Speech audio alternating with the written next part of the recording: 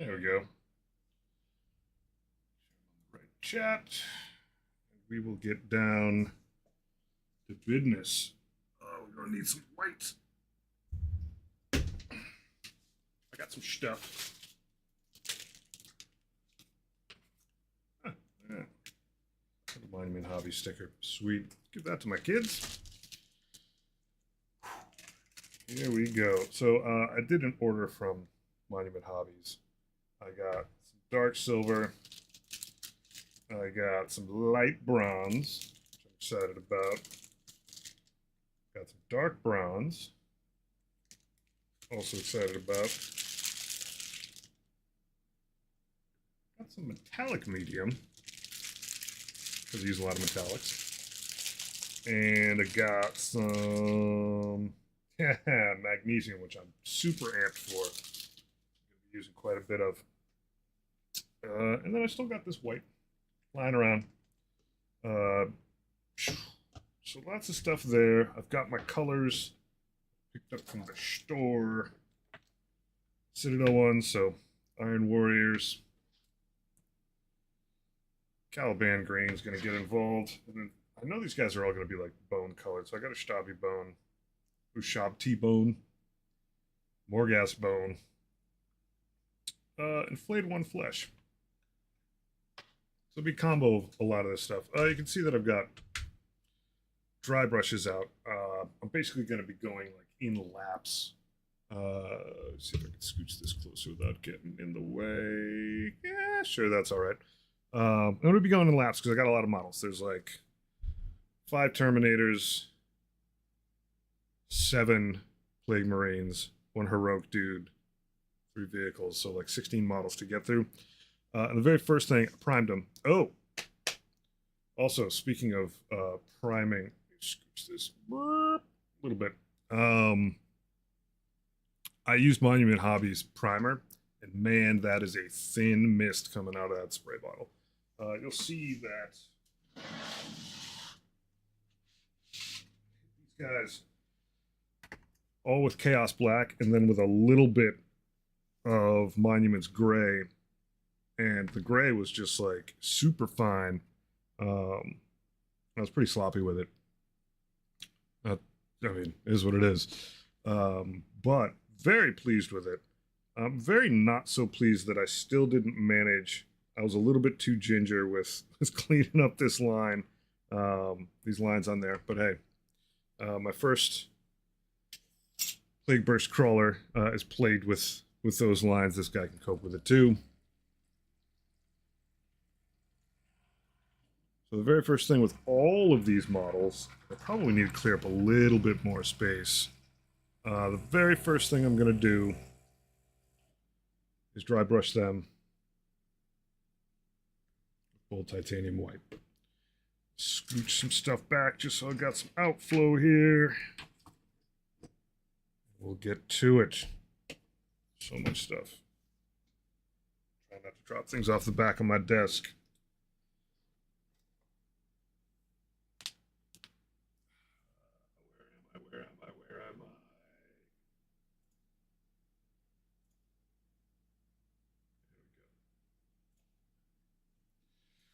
We good. I think I'll move this mic back just a scoot. It is hot in here today, so bear with me.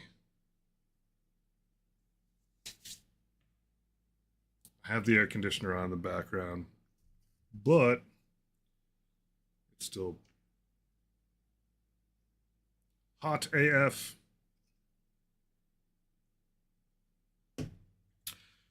So they're primed black with a little bit of gray. I'm painting them. Hey, what's up, Horror Loving? Oh man, those pictures you posted earlier. Woo! Tight. I got to get these guys up to like bone colored. So I'm not going to go crazy with the white, but I still want like all the crevices to be super dark. So this is going to take like several passes to do. We'll just stick with it. Get my little, my artist opus. Dry brushes come with a tiny little sponge, which is good. Oh, yeah, that water's not sinking in at all. Get in there, water. Oh yeah, it's way too much. Zoop. But it's good to have a little bit of a sponge with you when you're dry brushing like crazy. Keep your bristles from getting too wily. Set this guy aside for future. Dab this guy. First time I'm using this, my Artist Opus 13 and a half dry brush. Piles of white. People swear by these guys. I do think they are pretty neat. So let's go. Oh yeah, it's totally brushy looking, but that's fine. This is going to be under. I'm going to do so many layers of dry brushing that it's going to be quite obscene. This brush is going to be real rough shape. But what I'll do here, bring up a ton of detail in the process and get us out of that super pure black state. I may, after this white, immediately move on to metallic on some of these guys.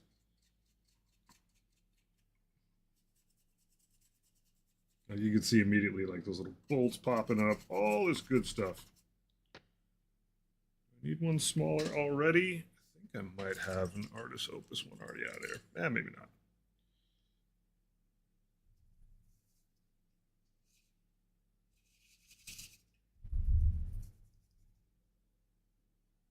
Nah, I didn't. I'm tightening my belt. Among other things, like I took some of the, I think I took some of the things off. I'm tightening my belt. I've been unemployed for for a year now. So after this, like last,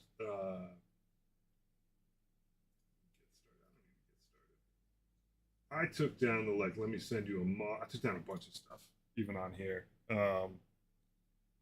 Yeah, it's time. I'm almost out of dice. I have painted and given away a ton of models. I'm just putting that on pause for a bit. Being a good man. It's a little sad because I love doing it, but wow, that's dusty. But I think everyone will survive for a while. I definitely have more than a year's worth of stuff just lying around. For sure. I still have a bunch of ad mech that none of y'all have seen, except for Grot.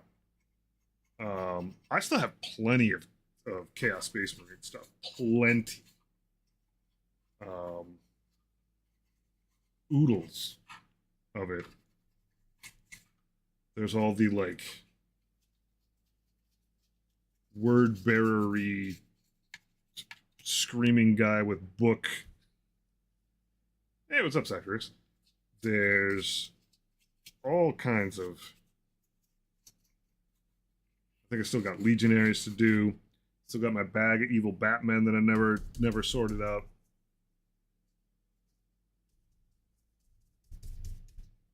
Nine is a good nickname. It's mounted a new monitor. Sweet.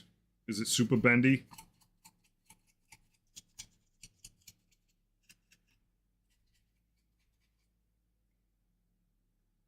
If you could delete any 40k army, what would it be and why?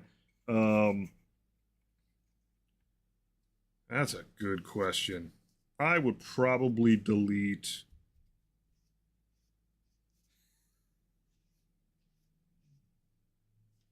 Yeesh, that's quite the curve. I'd probably delete Eldari. Leave Drukhari alone. It's purely a taste thing. I don't think there's anything legit wrong with them. I personally don't like them at all. Great question though. And I hope it's like a crazy different answer for every single person that ever tries to answer that question.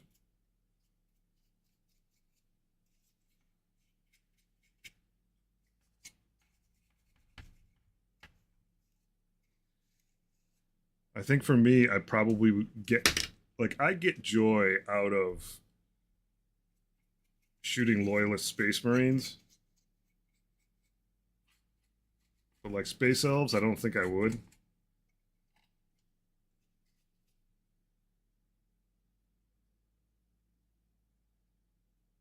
Yeah, I wouldn't be surprised, but like that is a very like I'm not criticizing anyone's choice there, but I do like that Tal gets spell check to y'all.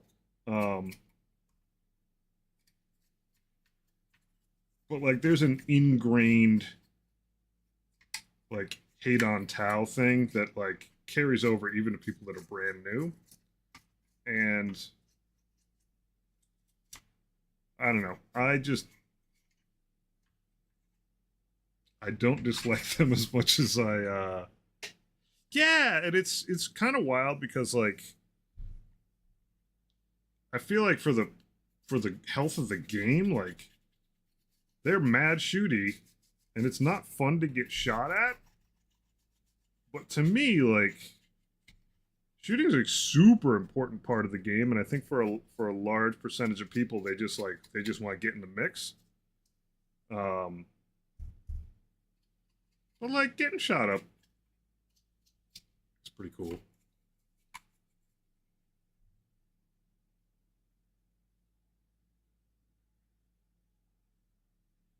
You think you're painting tonight? Excellent news. Excellent news. I am going to be scrambling, painting a lot, doing a lot of dry brushing. Who knows how fast and how far I'll get. Oof.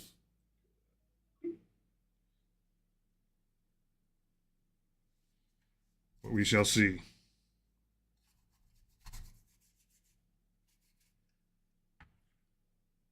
Wow, Templars.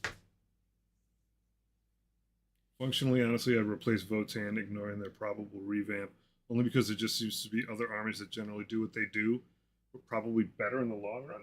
I don't know. Yeah.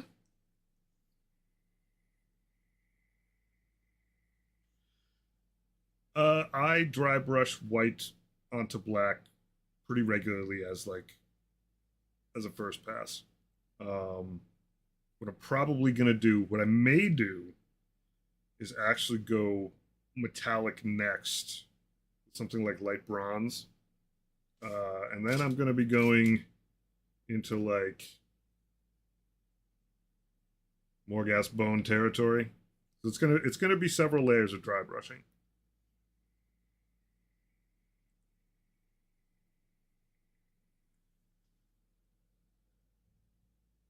I'm gonna be here for a bit.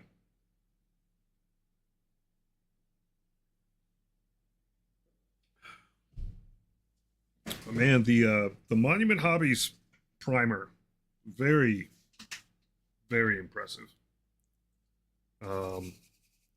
Sort of wished I had picked up black, because I chaos blacked these guys and then hit them with the Monument Gray.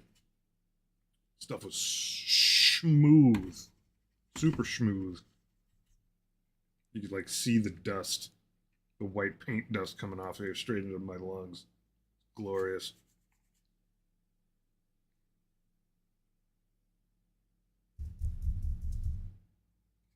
Yeah, it was very smooth. I was super digging it. Um, I don't think it's going to peel off only because I was spraying it onto um, onto wet chaos black. I really like the brown and dark gray. I need to get some brown. I've come around on what can brown do for you. Honestly, this army would have been excellent with a brown primer. The dark gray I like, um, as I've said. But yeah, it's interesting because it's got a scary look. Because it looks like your model's not painted. But man, like it just being all mid-toned out gives you a lot of flexibility of like where you're going.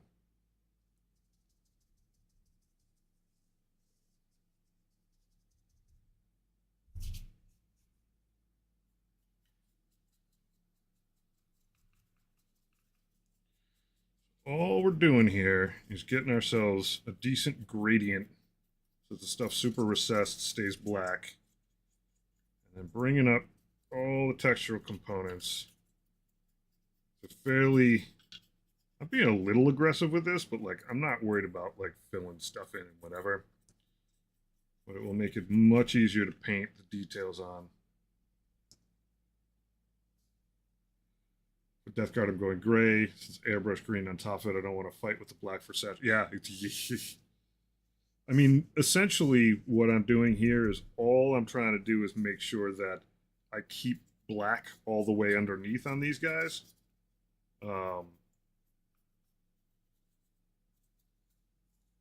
But like, I just want a lot of contrast with the recessed spots. But we'll see how it goes. I'm also curious if I can get to that bone color reasonably, starting from black. But like my whole plan is many passes of dry brushing, and getting a decent amount of blending out of that. Grab this guy. It's the hope.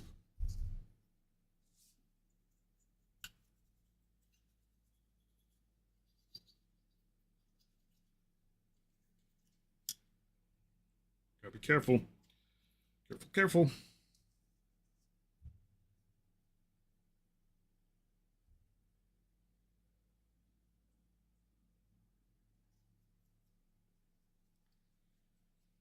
But yeah, I think it's if I stick with the plan in my head, it's going to be a pass of light bronze even before I do a pass trying to get it into bone color. We've been putting the dry brushes through their paces. Like I don't think this brush, I don't think it's going to survive this journey. I think I'm sacrificing it. It's a nice one. I probably should use my garbage ones, but oh well. You'll all be happy to know that I should do a count on this. I won something on another stream last night. Literally like another like show up very first roll. Spark was having an anniversary thing, and it was one of those marble roll things, and showed up and won on that too. So if you're counting, that's Dork Depot's stream, went in, did it, like showed up very next roll, one or two rolls in. I won something on Grotz. I won something I think Bunko's stream at one point. It's like showed up, got stuff. It be that way sometimes. My dumb slot machine slot machine luck. All right, let's get in with this smaller guy. Of course, I don't remember what it actually is, but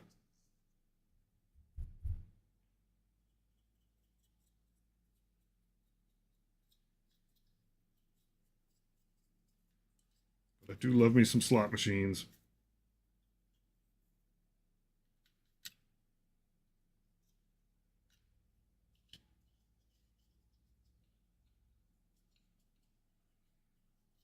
Some elements of this model are going to be a pain.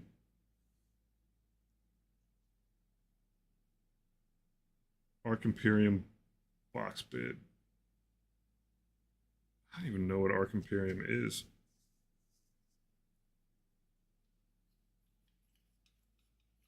Elucidate. Oh, Dark Imperium.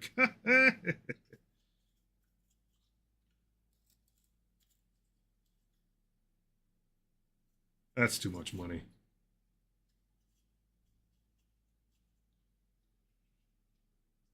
It's high now because like it's purely the season.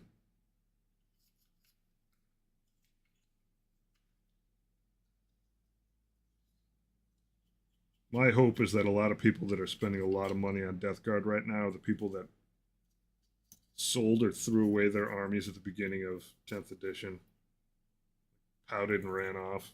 Like, surprise. That's how a shifting metagame works, buddy.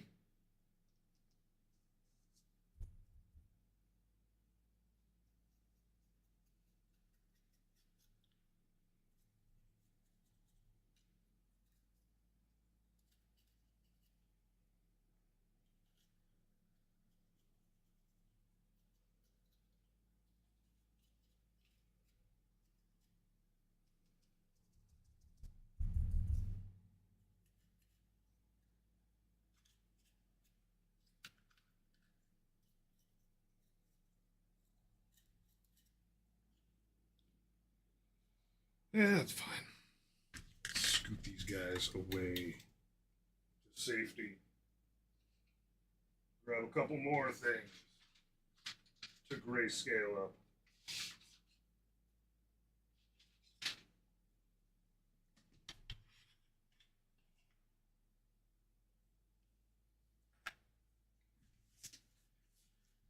AK is like solid, solid stuff. I have not struggled. I've enjoyed everything I picked up from AK. And a lot of their stuff is just like very, very good. Their weathering game is good. Their ink game is good. Yeah.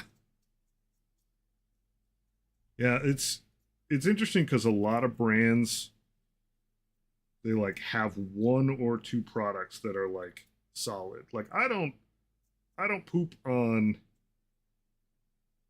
Games Workshop stuff, but it is very hit or miss. Like there are a lot of things that people dunk on that I think are totally just fad criticism. Like they'd have a lot of actual like a lot of their tools are very practically built and come from actually pretty sound understanding of like what it takes to build their models. But like their paints are very hit and miss.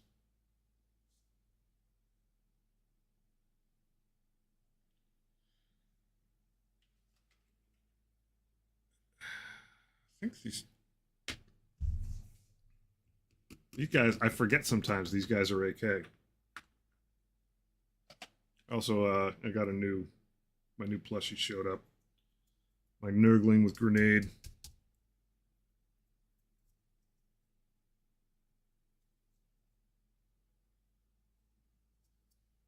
Very pleased. I let my toddlers pick these up before I took them out priming.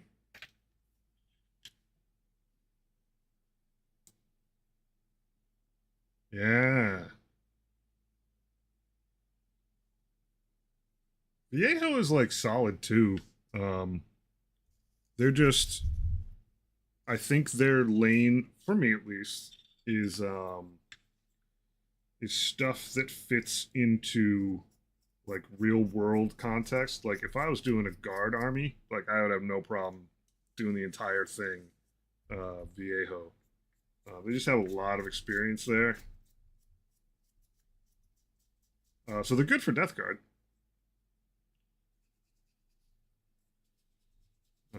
But like browns, greens, oil washes, definitely pretty solid. Speed paint metallic, yeah. I the army painters, it's like some form of steel. I like it a lot. It does save a lot of time. It needs a little bit of a boost. Um, but I dug it.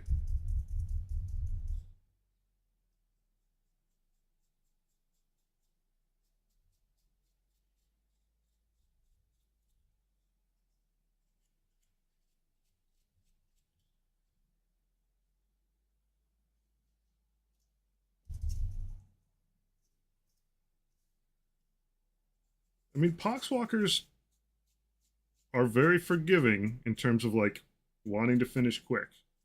Um, you don't see a lot of poxwalkers in the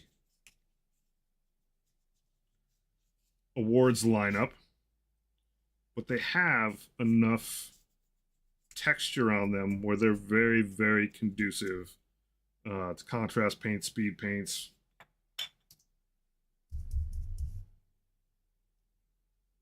And it looks good on them.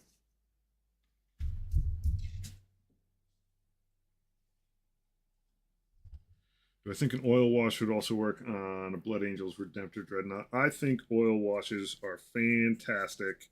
I think they are at their best on vehicles. The thing you want to be careful with is just that with like Blood Angels, like you're talking like a pretty solid, like deep red.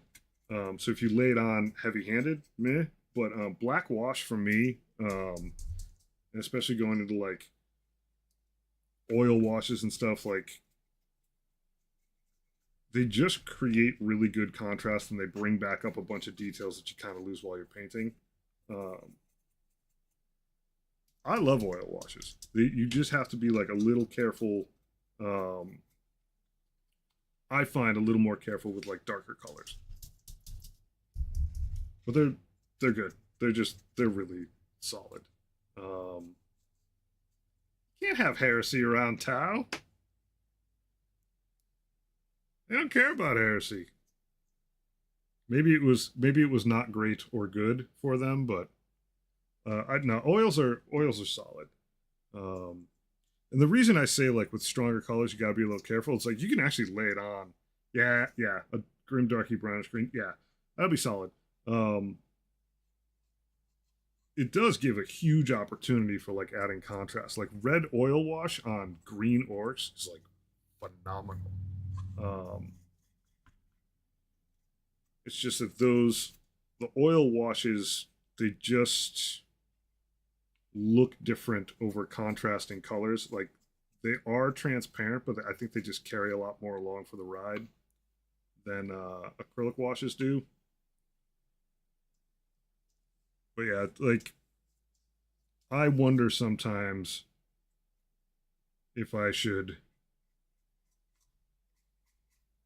if I'm failing to oil wash my stuff enough. It does take time. You have to be a little bit more concerned with um like your steps if you're doing acrylics with them and whatever. Like I don't mind dropping acrylic wash on a model that I'm like painting tonight with acrylic paint. It doesn't bother me at all. You actually get some kind of okay, interesting, beyond okay, interesting blends out of it. Um, but as soon as you're going back and forth from oils, like sometimes got to give things a little bit more time. Those teeth all shined up.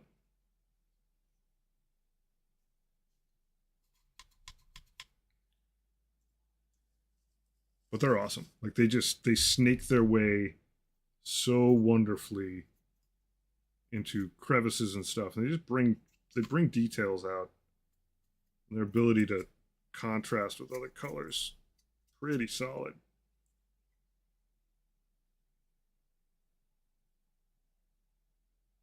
As long as you're comfortable with varnish and you know your various mediums for oil to keep it dry, yeah, you can be fast and furious. Um, I guess I definitely agree with that. I just think like it's not a holdback. It's just like you have to keep a few more things in mind when you use them. That's it. It's not at all immutable. It's not undoable. It's just not as easy as like dumping out Agrax and being like, here I go. That depends on what you are doing with the oil. So if it's the case where you're doing an all over wash, and you probably want to do the OSL after. If it's a case where you're trying to go in and affect a specific thing, like on this model, if I was like trying to make sure that these metallic teeth like looked looks stained in some way, I might actually do the OSL first. But I don't do a lot of OSL, but a lot of stuff that I will do, like, well, I shouldn't say that. I do tiny OSL. Like if I was going to do a little bit around that eye, if I wanted to make it glow red, I might actually wash over it.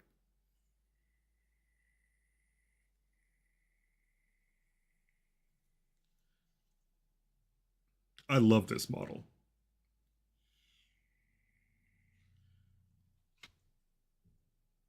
You can buy a wet palette for sure.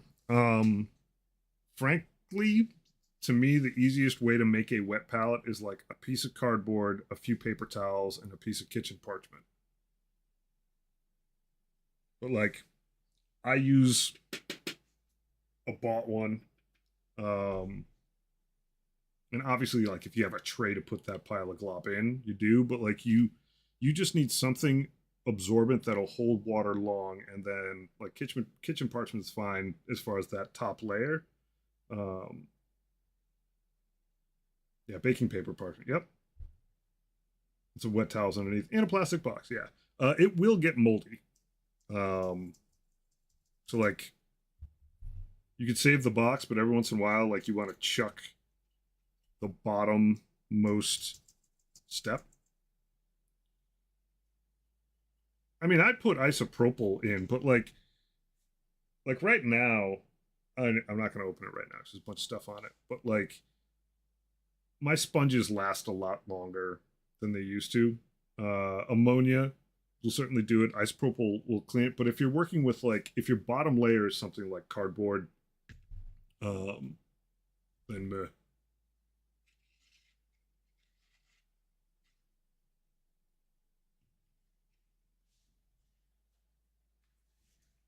could be a Death Guard successor there. Yeah.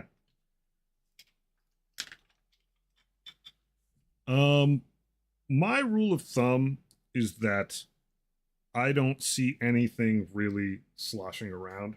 I think the smartest thing you can do is keep a small bottle of water with you, and when it doesn't feel like it's wet enough, just give it a little squeeze in there.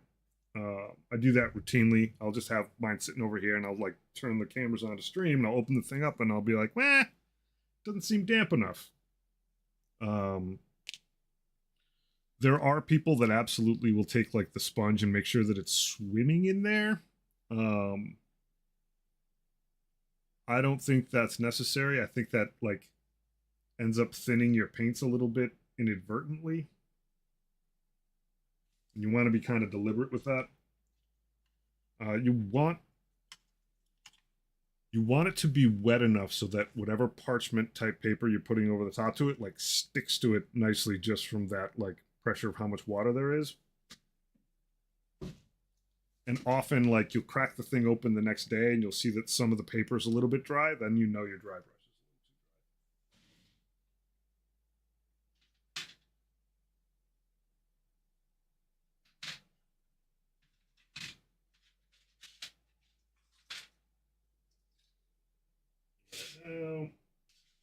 Oh my god, I'm hit. Dennis, you're the best. I appreciate it.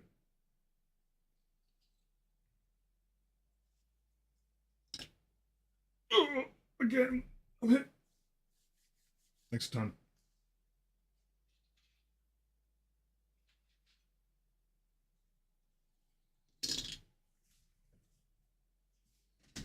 Yeah, and do at any time just like chime in, ask questions. Like, not only am I more than happy to just like drop what I'm doing in the moment. Like, I do this so that I can hang out with people. So I don't just like quietly sit in in this room all night. Um, but I've amassed a pretty freaking astute crew of people that have taught me much of what I know. I tend to be lurking around in here. And not everybody agrees with each other on everything, which is a very good sign. Like, there's a lot of different people with different methods in here. I generally don't like when everyone agrees on something. We don't fight over it, but the different takes. Yeah, exactly. Like Sectrix and I have like deeply different like styles, methods, and all that. And like he's one of my favorite painters. We just don't do things the same way, which is good. It's one of the best parts of the hobby is that like you can learn from other people without like trying to wear their face, so to speak. Oh, this feels a little wiggly, buddy. Oh, I don't know. This guy might get an injection. You do have nice hair. Yeah, I learned most from mini painters on Twitch. So it's quite fun. Yeah, it is a pretty, for the most part, every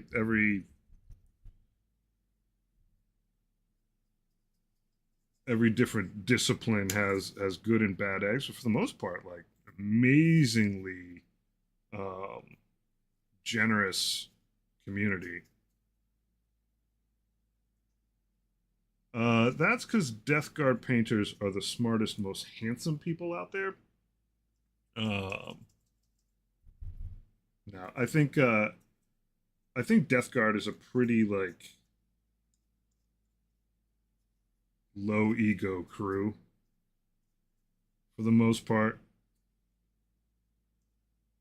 Like even the Reddit is just like a bunch of people that are just like you could you could pour like mustard on a model and people be like, dude, that is sick. Love it. 10 of 10. Show me how you did it.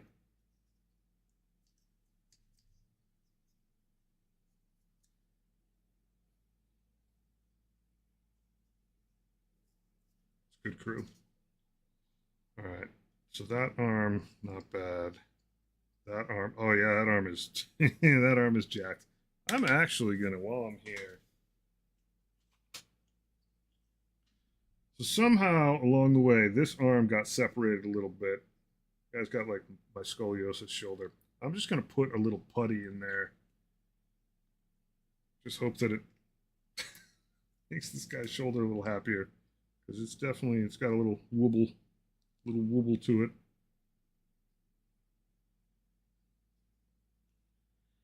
Give this guy a shoulder injection.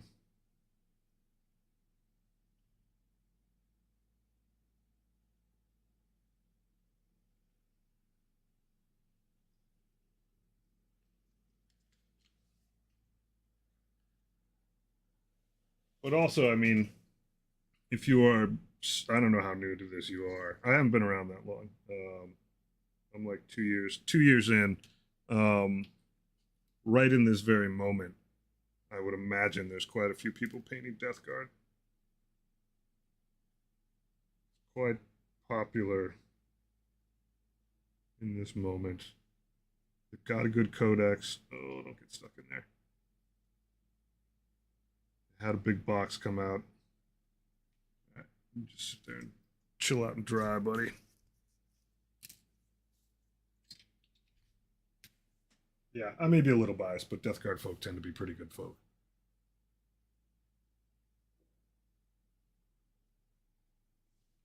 What up, Grot? How you doing, buddy?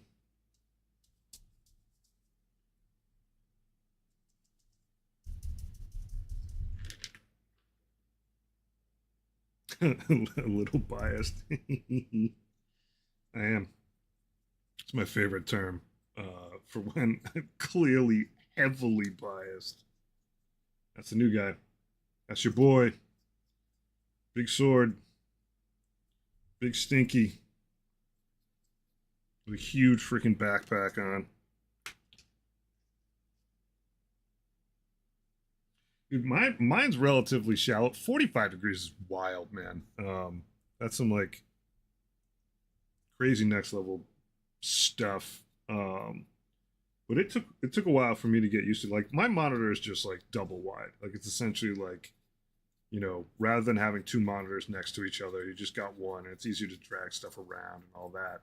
But still, the width of like two decent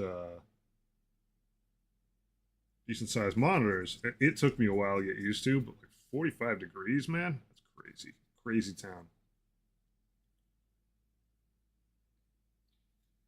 it is. I find it is way easier on my back.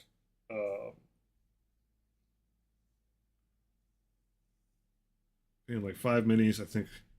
Yeah, almost screamed at my dread after trying to paint the moving the sarcophagi. there's there's a whole lot of like the number of times you paint something it gets vastly easier. None of that is like guru wisdom. Like obviously you do something more than once, it's different. But like this plate brush crawler is my second, and man, a lot more smooth than the first. Still had trouble with the treads, which are like a notoriously difficult, finicky part. But I still like I build stuff on stream, and I still struggle with it. It's nutty. Going from 232s to 145 is strange. It is. I think it's fantastic because I do a ton of database work, and I just like a either have the whole sheet open because I'm putting in a bunch of like item information, and B,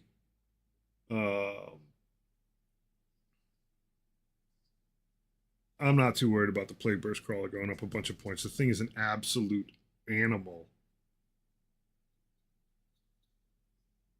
It should have been more points. And it's, I don't know what it went up to, but it's still good. I guarantee it.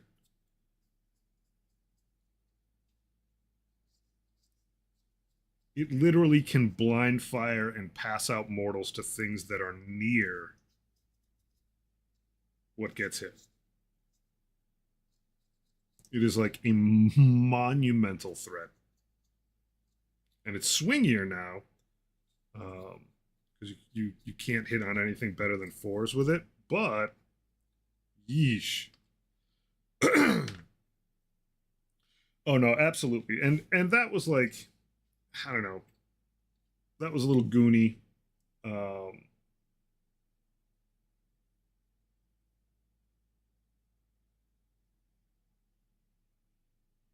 Oh yeah, sorry. The curve is radians.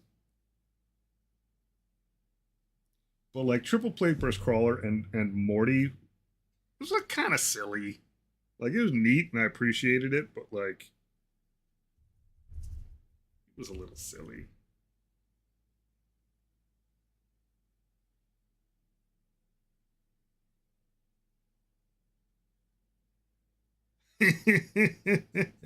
So the thing is, you just like you have to, right? You have to like respect the fact that you don't have to respect Games Workshop or the rule. I'm saying while you're playing, you have to respect the fact that you're just not going to hit with the thing very consistently. Like it's a 50-50 shot.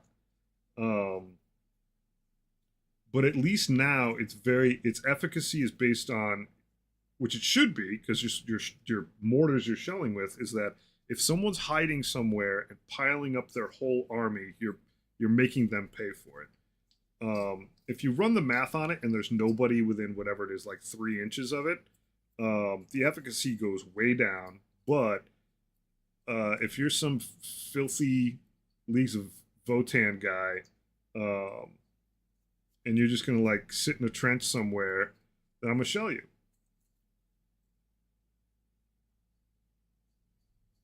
They're all dirty. They live in the dirt. Why don't you hit me with 2 grudge tokens right out the gate? Don't waste any time.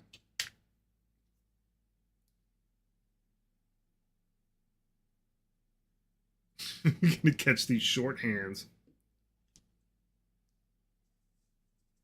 Tiny baby hands. I still have to get revenge on my buddy Will, who dismantled me brutally using Votan. Absolutely just I was shook. I had no response to anything.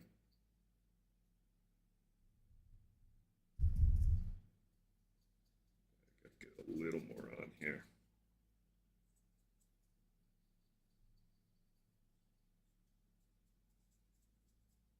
Votan's dope. And he absolutely just like played it very smart. Got very good grudges out there.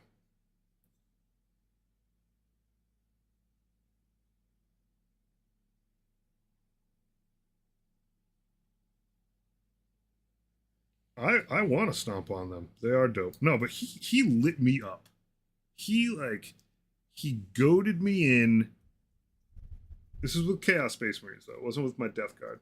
I think I would have been safer with my Death Guard because I wouldn't have been able to move as fast. He basically goaded me out in the open and then shot the living daylights out of my guys. They are dope. I also don't mind. Like, I respect getting beaten well.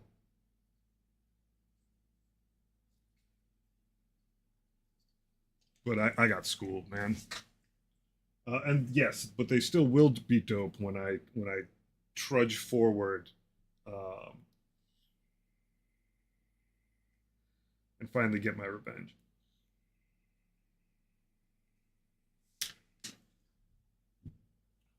Neat little twist. See if I can find these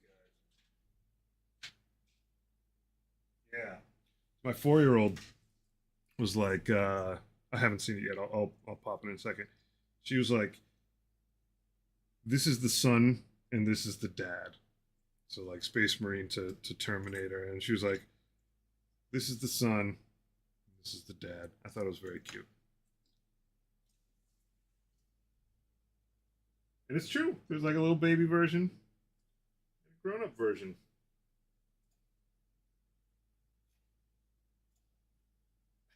Oh my god, what a bend! That is wild. That is pretty nutty. That is way more curve than what I've got. I want it though. Yeah, that is like.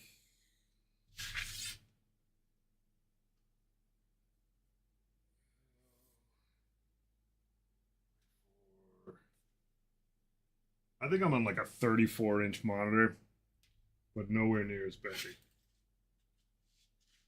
Yeah, exactly.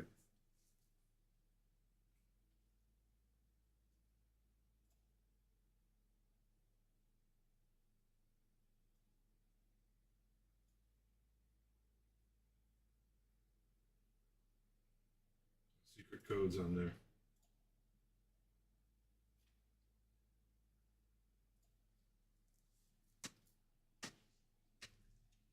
I'm gonna run my hacks. This needs a little more water.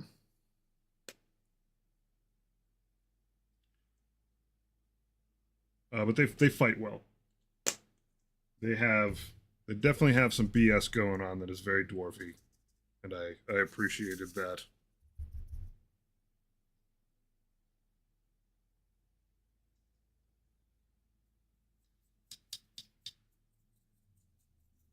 Hey, Badger.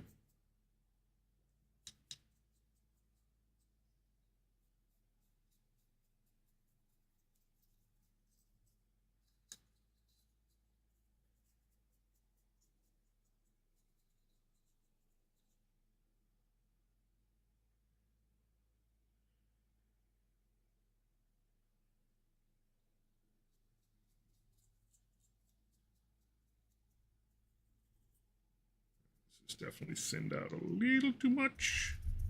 Try this again. Just realized your my mag is on my desk. And the other one put in the office. Mag? Oh, mug. I should have been able to. I should have been able to interpret that just fine. It's simply written in internet.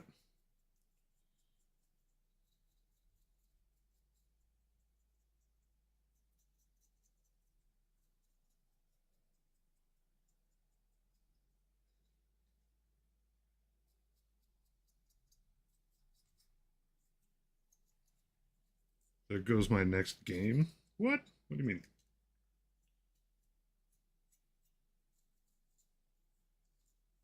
Oh yeah, yeah.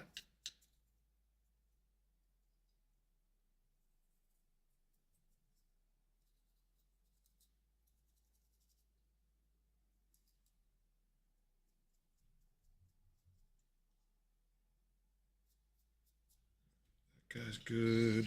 Gotta make sure I don't go too thin on these or lose all the contrast.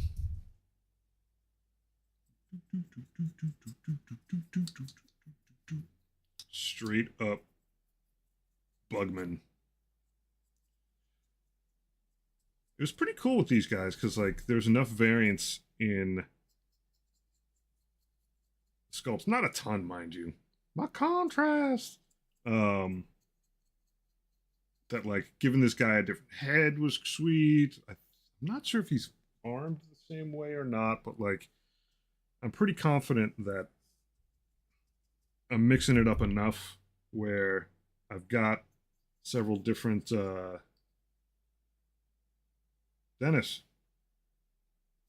Sleep well. Thanks for hanging. Thanks for the follow. We will see you again soon. And a blightful stream full of disease. Man, you are speaking my language. I'll do it. I'll do it for you.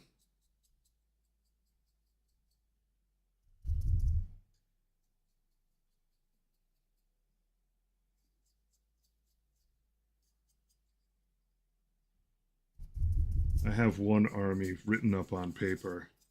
It's like the full 10 Blight Lords. I think you can go up to 10, can you? I think it's like 3, 5, 10. I don't remember.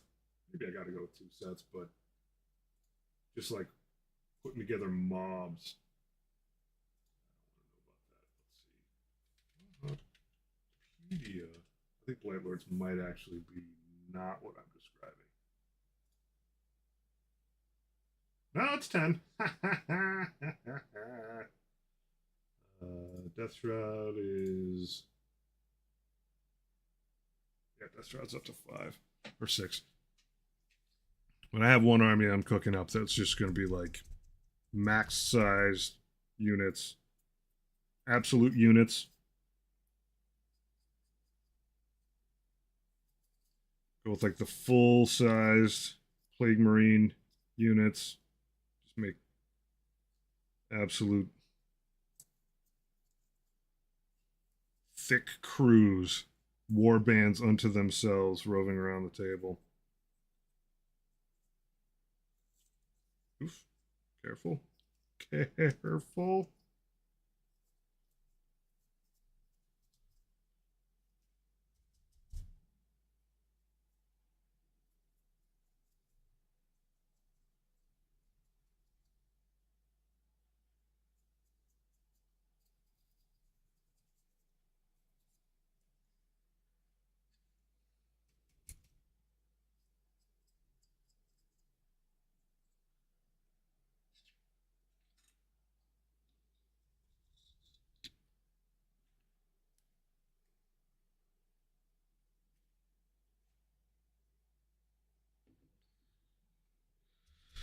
All right, we are making good pace, which is nice. I mean, obviously, this first step is pretty, I don't want to say willy-nilly, but pretty assertive painting. Just need to not push too far while dry brushing.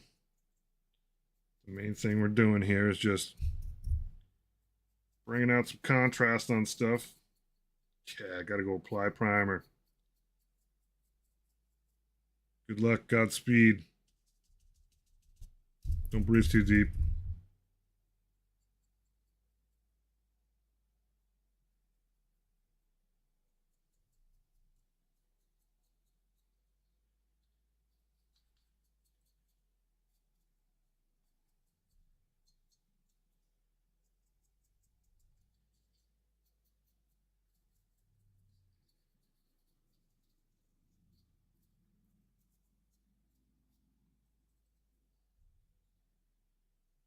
Why are you working and not painting?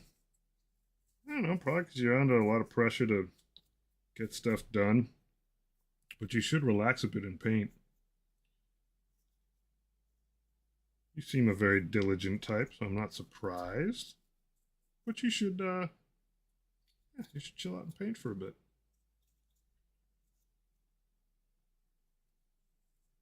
Oh yeah, it is Saturday.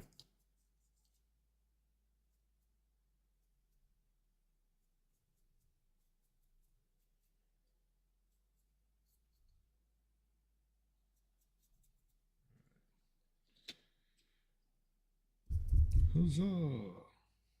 Little dab, try it, paint, splotch it.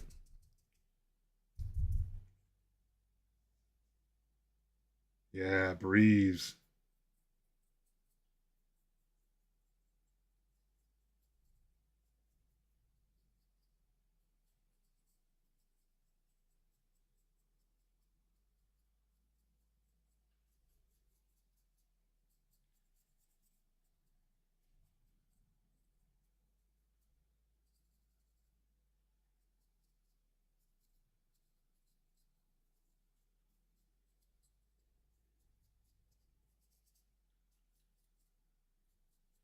When I get all these guys done, I'm finally going to be in this really interesting spot with this army where like I can configure it in this huge variety of ways.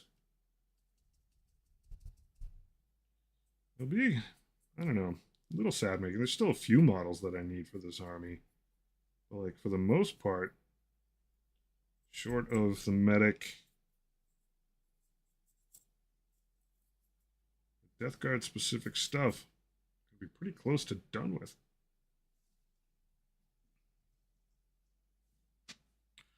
World Leaders tank list versus Salamander's infantry 60 to 44 final score. Was that your World Leaders list?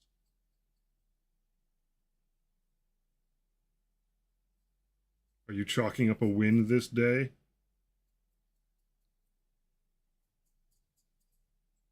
Primer applied. That was quick.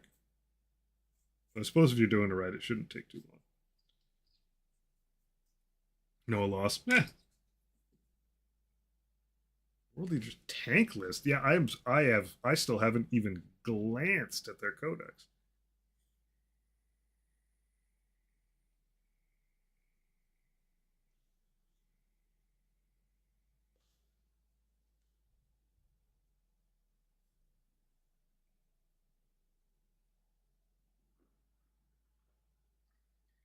Did you have fun?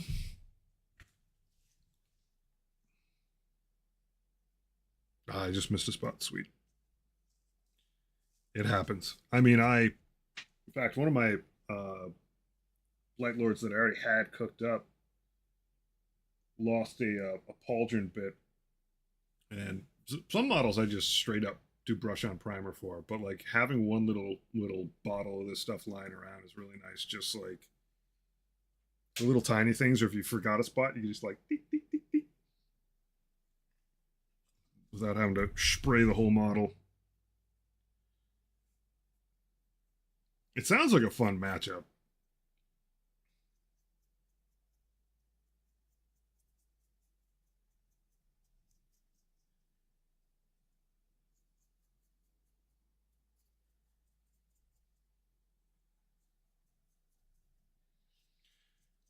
So, do world leaders have uh, an actual like vehicle build now in their codex? Because that's pretty interesting.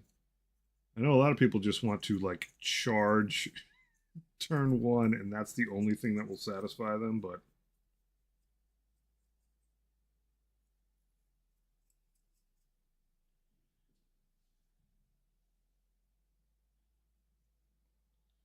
I got a customer that says, if you guys only had this one thing, I can justify this to my boss and buy. That means I want to work. Yeah.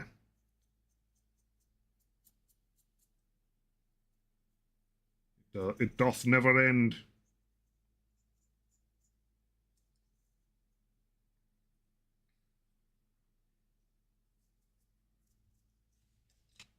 All right, these guys can go hang out here.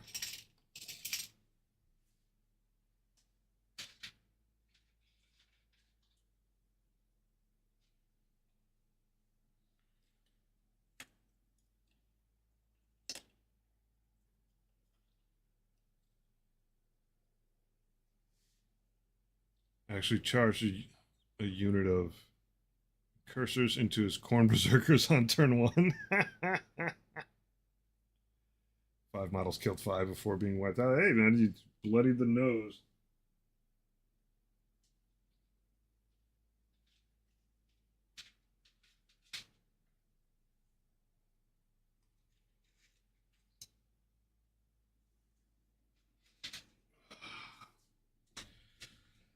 All right, 5 more Plague Marines to do a pass on, and then I can move on to something that has any amount of color in it.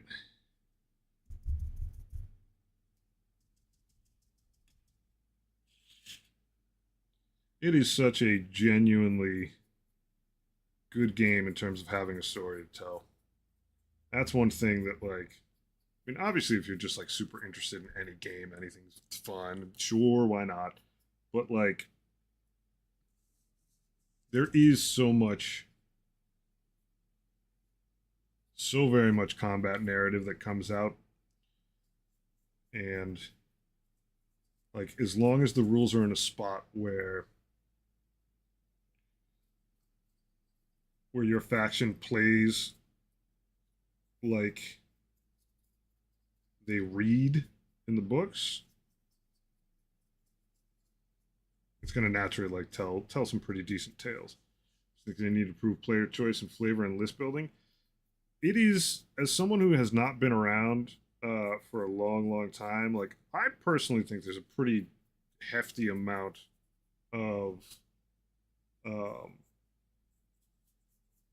list building choice, but I certainly also respect the fact that like there's a lot more minutia before, and that was a big draw to the game for folks. I think it's a huge challenge for what turns out to be uh, years when like some factions still don't have a codex to work from.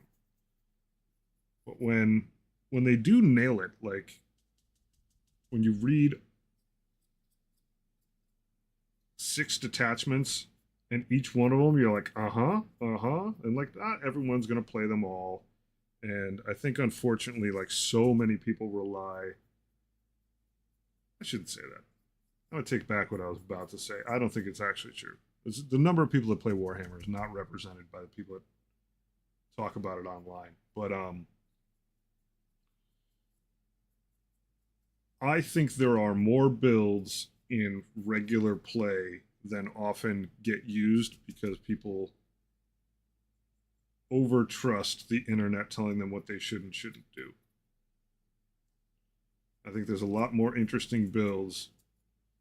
I think there's fewer when you get to competitive, but we always find that like, oh, this person did a weird build that no one heard of, and it works. It's a mixed bag.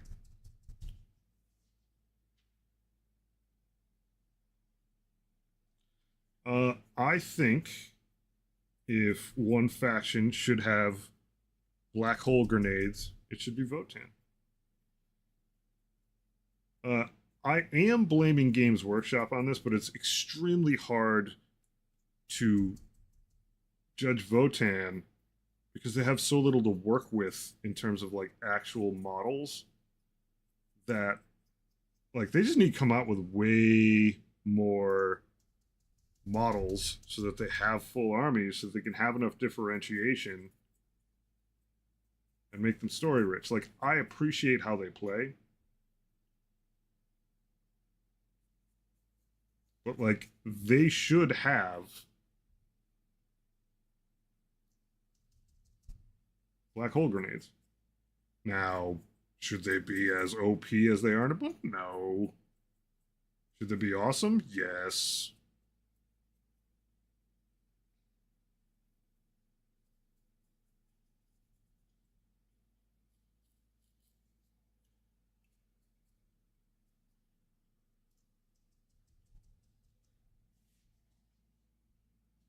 Yeah. They really need to sit down and figure out who each army is and what their fantasy is and how that translates to the tabletop.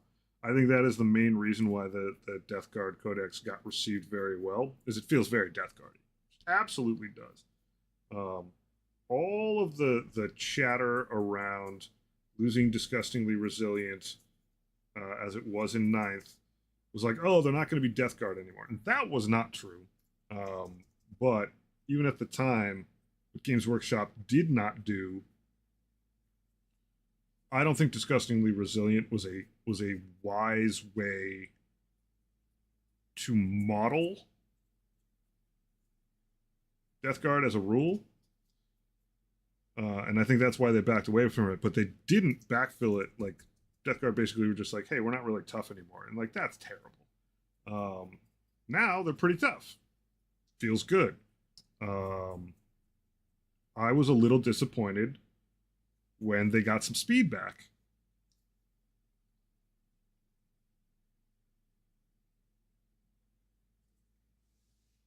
They sold that debuffing thing as a bill of rights and didn't actually support it in the codex. Yeah, like that was a mistake. Now, it is a living game. I think Games Workshop relies too much on that. Um, I think they rely too much on the fact that like they will fix it later.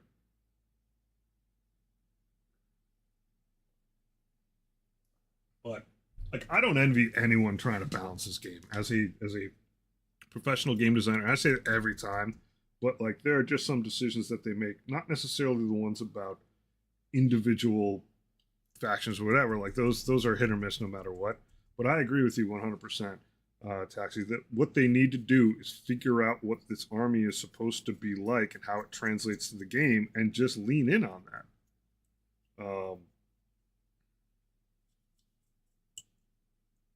I think that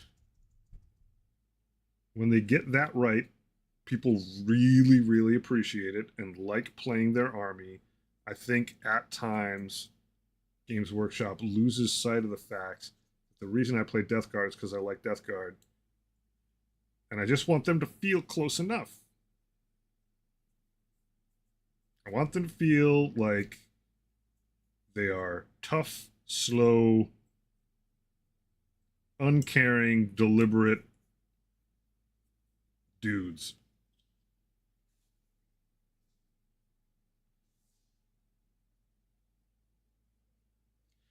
I personally am entirely fine uh, with like trap options. I Ooh, is this guy's arm okay? Oh, your buddy, your arm's a little screwy. Didn't stick. Out comes the putty again.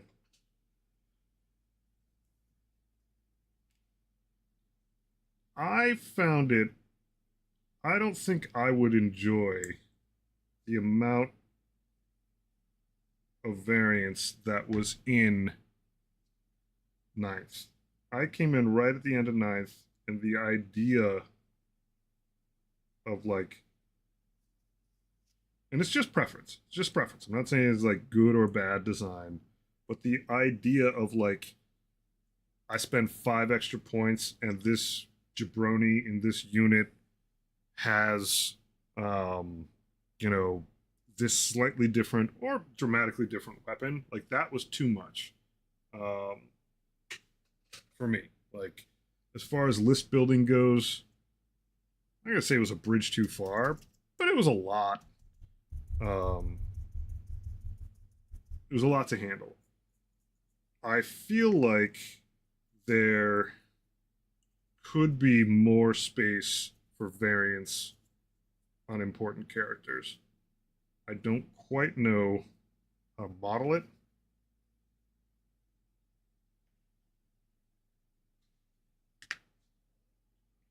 Yeah, I mean you are leaving value on the table, sort of. I think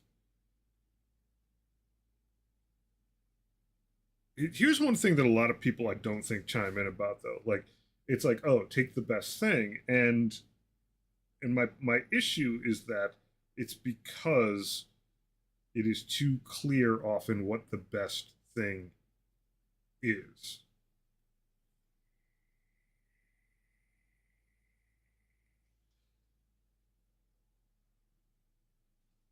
The game that's wrapped around it, like for me to go, hey, with this, hey Sharp, like, should this guy have just shoot on fives? Like, should I have a guy with a plague bolter, or should I have this guy here? Part of it is that when they made it, you absolutely can. I mean, it's very entrenched through like I don't know, I wasn't around for all of them, but all the way up to ninth, it's very entrenched that like this was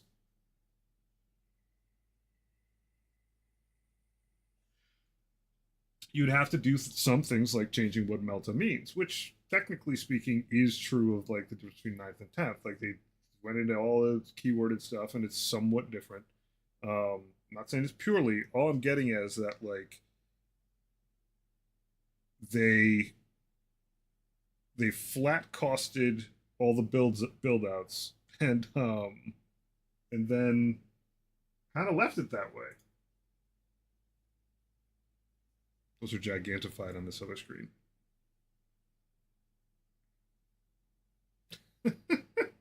What a pile. Thanks, buddy. I'll take them. Those are all good, too.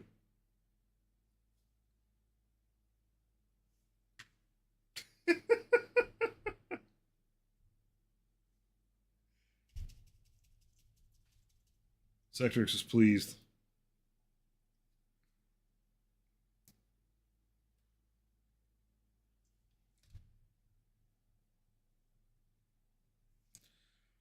I think in some ways what they did with 10th with keywording was good. I think in other ways they didn't see it through. In the same way, you need to really think about what a faction is and how it should play and how that translates to the game, like making sure that they have an identity. Oh, that's a little heavy. I think they need to rethink the weapons a little bit in that regard. Because the game for so long was like, hey, if you spend the points, you're taking the risk.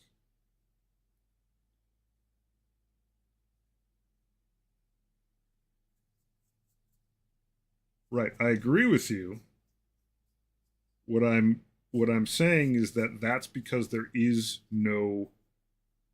It's because the lasgun right now doesn't have any tactical reason why it could be better. Like they could eat as a very like straw man argument. You know, you could choose to take something like the rigidity of their ranges is like a little silly to me, especially because you got to measure everything out in singular inches. It's like, all right, make the last gun like shoot 6 inches farther, shoot 3 inches farther. The last gun isn't better narratively or mechanically. It's true, it is true. Um, last gun's a tough call, and I suppose I can concede in part on the last gun argument. Maybe I just think there are fun ways like it shouldn't have to be. That's true, but like I think there are some cases where like you could make it interesting, and like obviously game design on the fly is a little you know taken with a grain of salt. But like there is a reason why the las gun, and I'm not saying that this is like hot, but like there's a reason why the las gun is so broadly used because it's like reliable, and any sort of like salvo fire or a unit's ability to hit with it going up.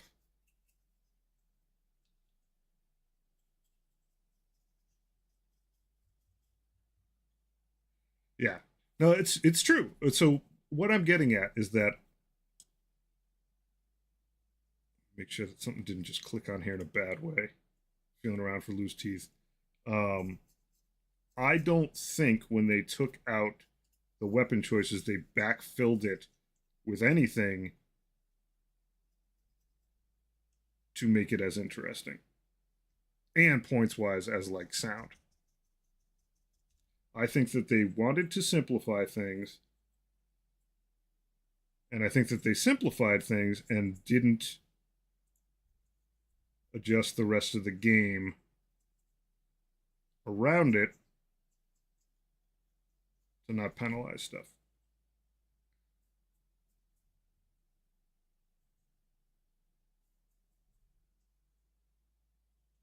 I agree with you there.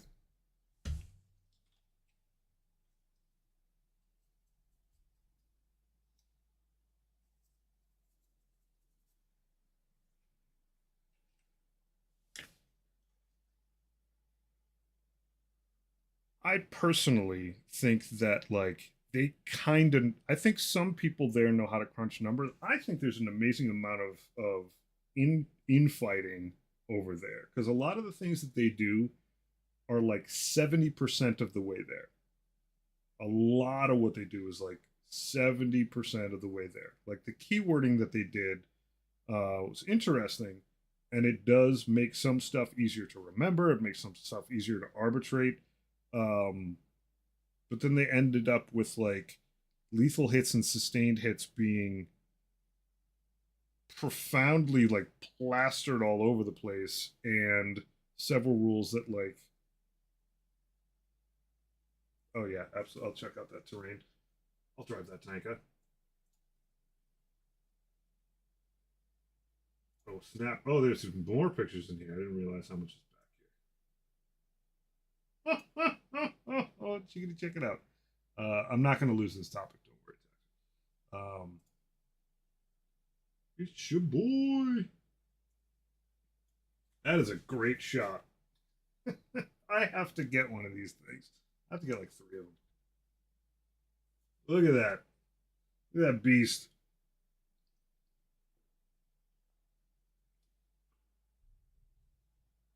Look at this guy in the background.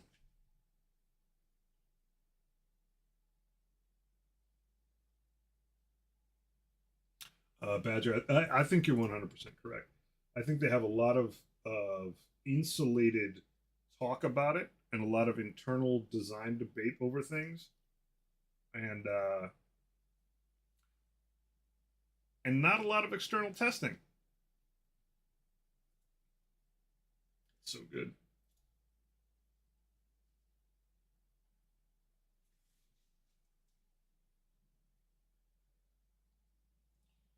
What is that? Terrain for grots?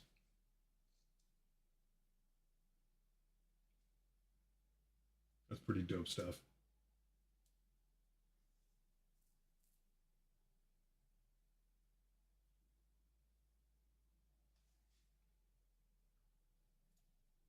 go back to the 12th.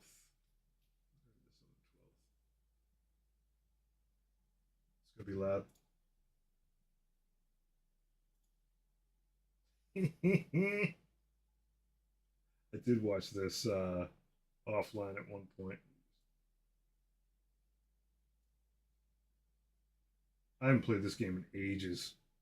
It's a hoot though.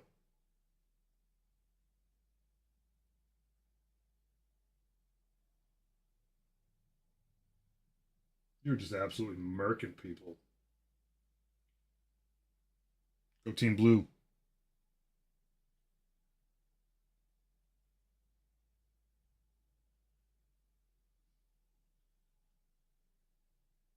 I'd say a bloodbath, but more of a paint bath.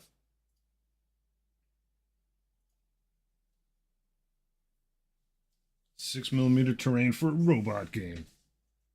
I dig it thoroughly.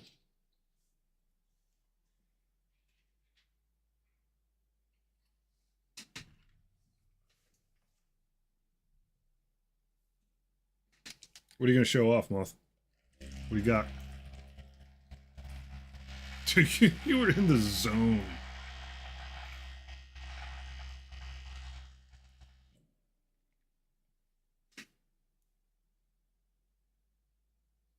When it flows, it flows. Unlike this paint. Still has its little thing on it. I'm like, why isn't it coming out?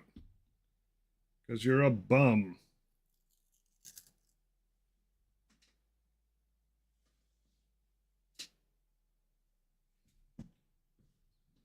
Have like a bent paper clip like you're a croupier at a casino. Oh, this stuff is delicious looking. Sweet.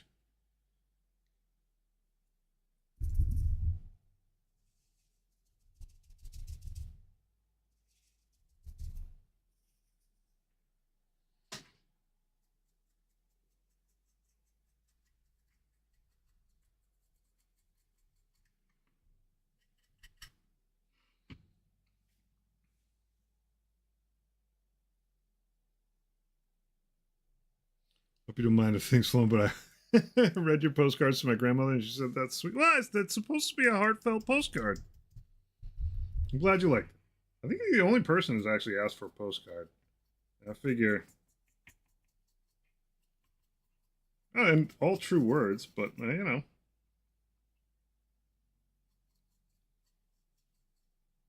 postcards are nice. They're old school. I'm glad you liked, and I'm glad your grandmother liked. I need a smaller brush, thinner brush.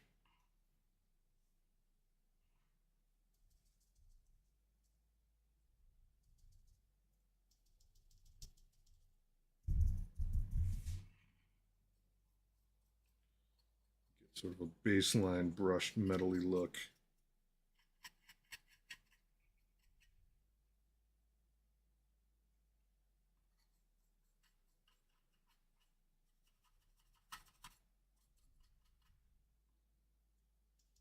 I like writing postcards.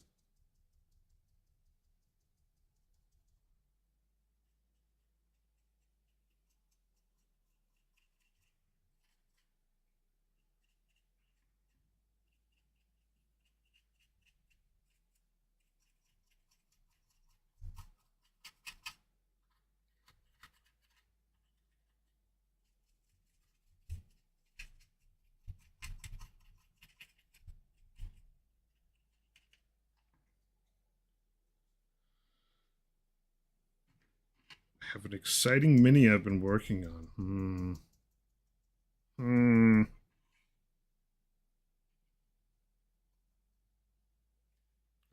I don't mind if you're going to be cryptic, but you have piqued my interest.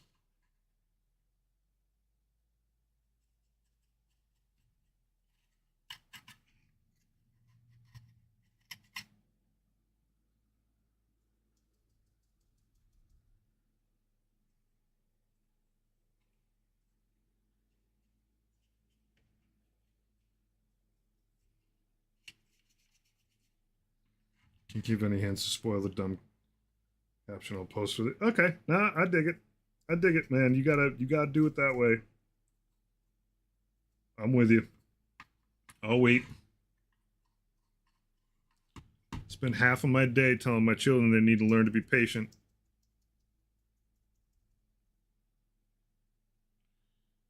I gotta deliver on that myself.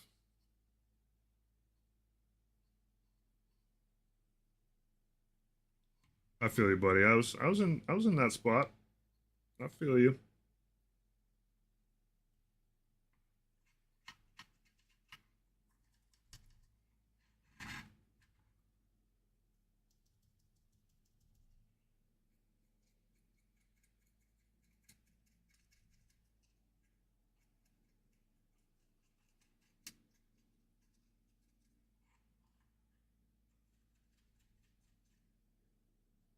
Comes and goes. You know what? I should have started with a darker metallic on this. I should have. So I'm going to go through this and here, and I'm going to switch colors up. These will just be a little brighter. Perhaps. I am going to get to this light, but this would actually be a pretty decent, lighter, touched highlight. I want to go heavy, something a bit darker. I do like this, though, man. It's pretty wild.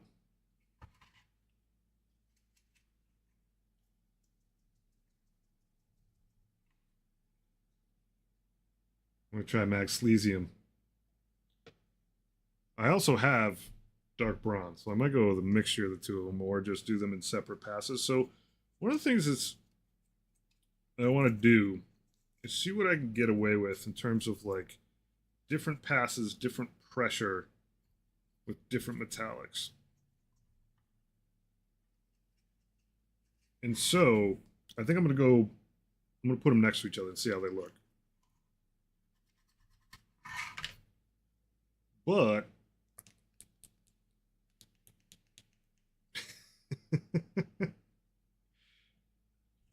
I'm not going to use warp lock. You can interest me. But I've got other bronzes. Hard at work, scouring the world for different bronze options.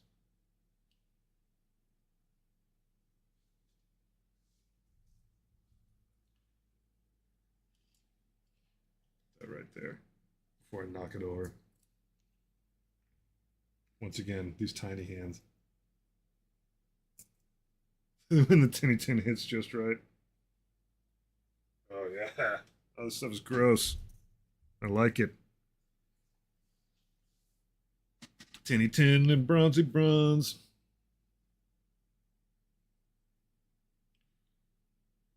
Look at those. Oh, delicious. Thankfully, these are both, yeah, it doesn't matter which one of these I put on which one. Because they're both still clean. I like Rune Lord brass. I do. I'm gonna start with I'm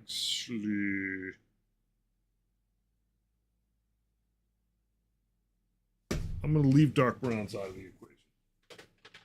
I'm gonna go with magnesium first, and then go back to that light bronze.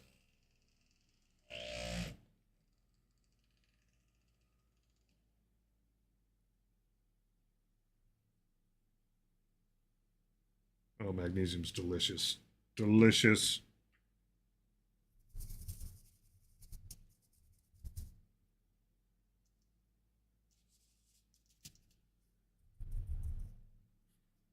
Close this thing up a little bit.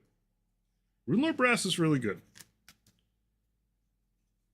I maintain, like, some of the metallics from Games Workshop are just, like, not really replicated elsewhere. All right, this is going to go on kind of heavy.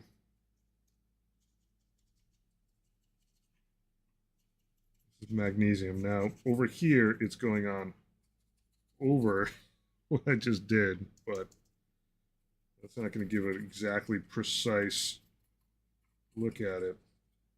Oh, it is grimy. Deeply grimy. Grimy metal.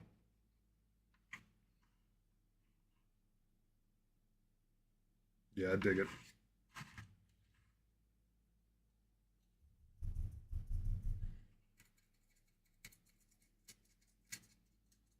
It's like super hard to brush these spines here. Just have to be patient. And then I can hit these another time again with that light bronze. Get a little bit more highlighty out of them. I got to get all up in there. I'm not doing that in this pass. Going to be many, many passes of this junk. In some regards, I don't want to get in too terribly deep with everything and make it just look like a flat layer of paint. Gotta be a little careful.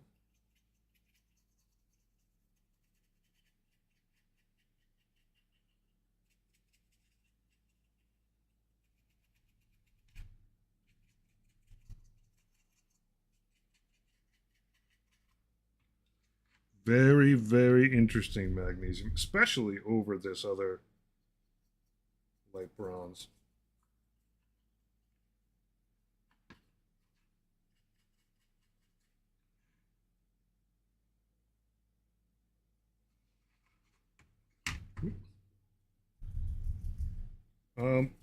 I'm considering.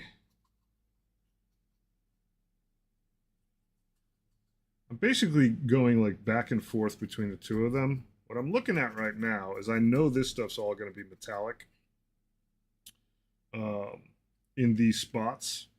And I'm not sure if I want to do a metallic behind this before I go over with the color.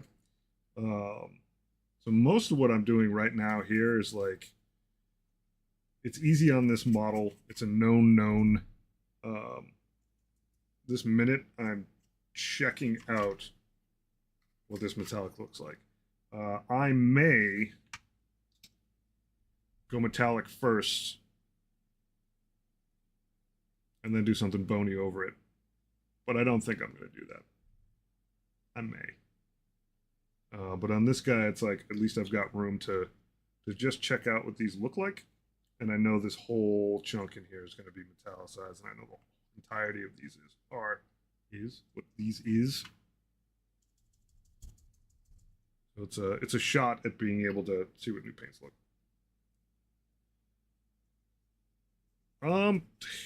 I think these are going to be. I think these guys are going to be actually pretty darn light, like really light. I've done light and then grimed it up before.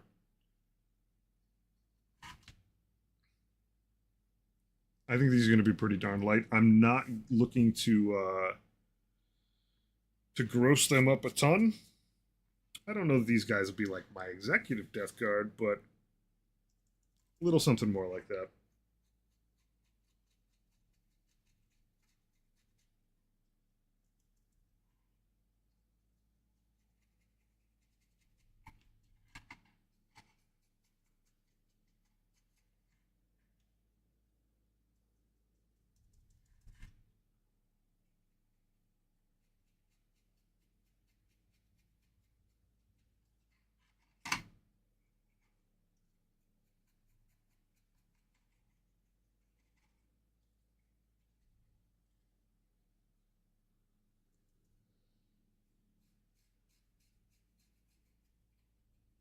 Like, I'm not actually sure if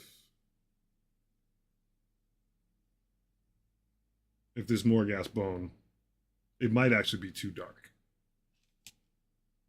I might actually mix some white with it. That's sort of where my head's at.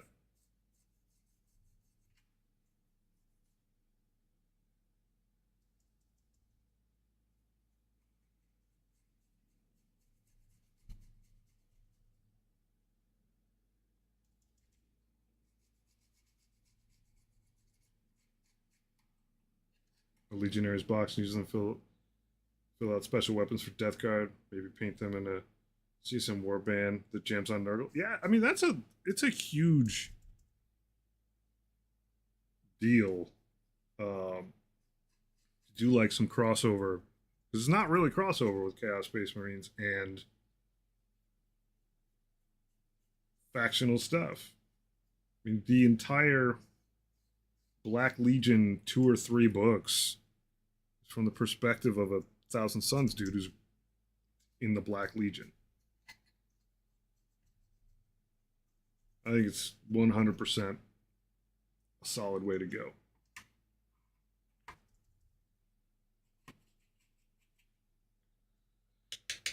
I'll leave that as is for now.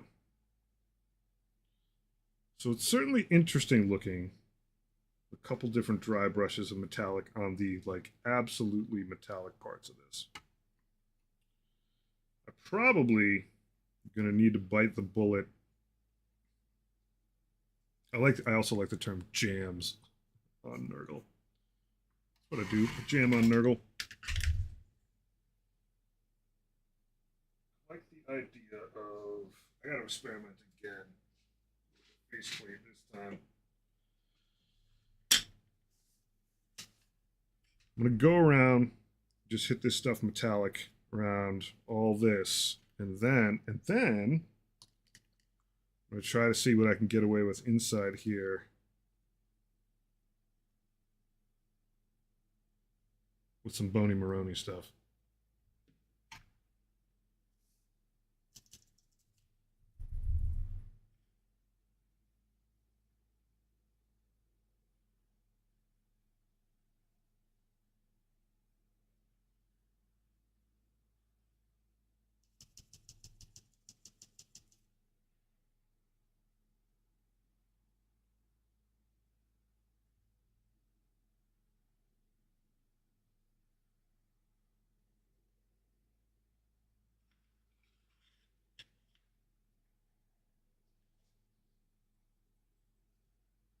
Twice a week, Sectrix. Twice a week.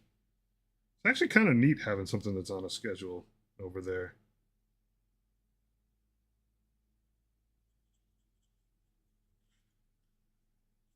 Normally, I appreciate not having a schedule with the Warhammer stuff, but for work, it's kind of cool.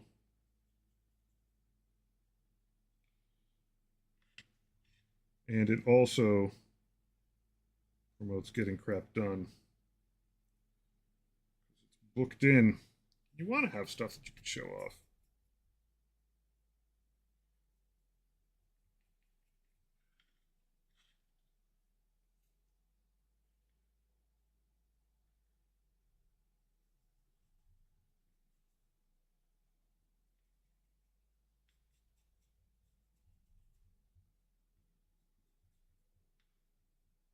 I almost need a smaller brush than this. Thankfully, I have one. Pull out all the stops.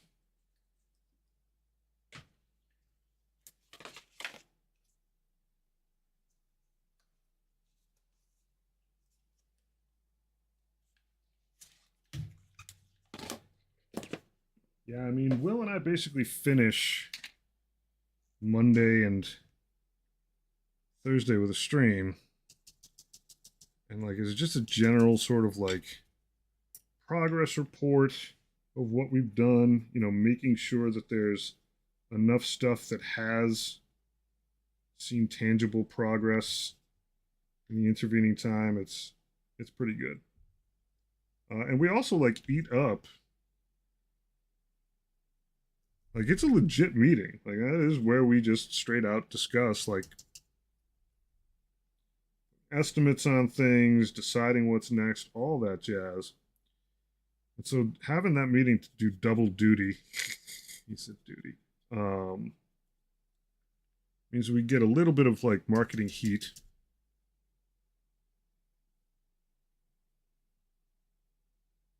We're gobbling up some meeting time.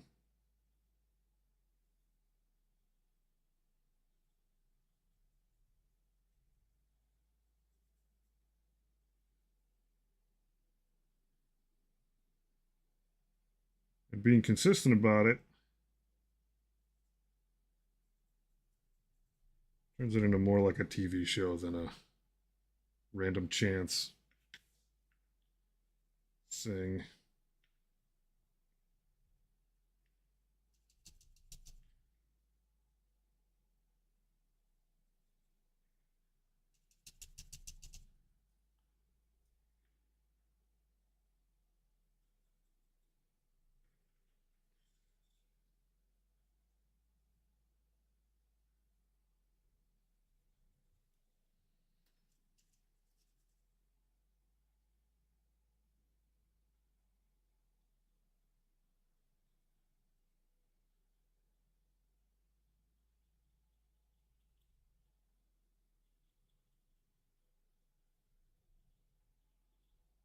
Not sure how I feel about this guy.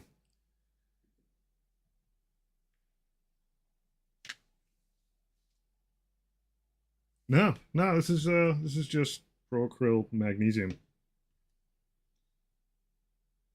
Magnesium.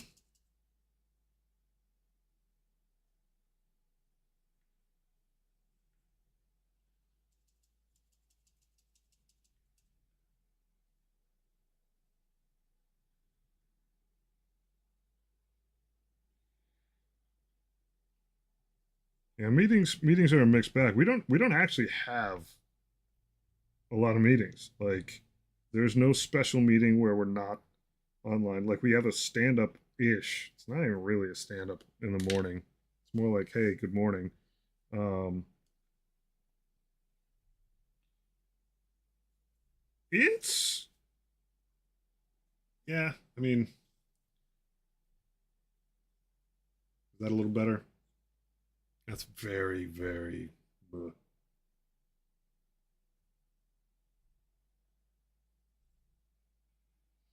It is not.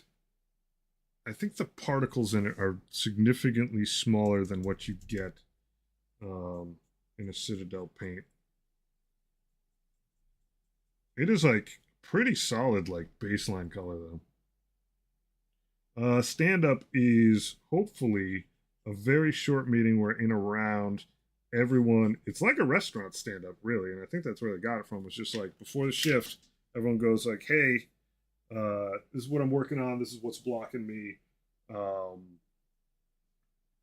and like any other like absolutely vital stuff. So you're basically just like going around, and it gives everyone a chance to sort of like heads up, understand what someone was working on that day.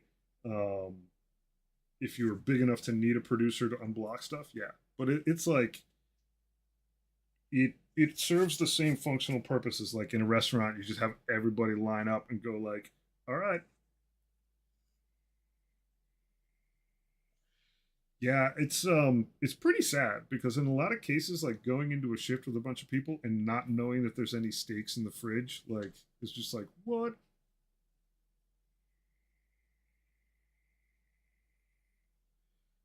Yeah, same like in a brothel, but it's very helpful. And for Will and I, we're just telling the other person the kind of stuff that we're working on. And so like if I'm building out achievements and he's got to do something in that file, and as a result like the data builder program that we use to like verify all the changes that go in, then I can be like, oh, um, I'll hold off on it in the morning. Like, just shoot me a Discord message when you're out, and that way we're not like bumping into each other. No steaks in the fridge means you get to beat someone in the back because someone fucked up, but it happens. Like the weird things happen, or like beginning of a shift, telling the cooks that like, oh, there's a party of 24 coming in at 7:30. Like, yeah, TiVos will help out. It's basically like the thing that makes the game have any sort of loop. I'm pretty excited for it.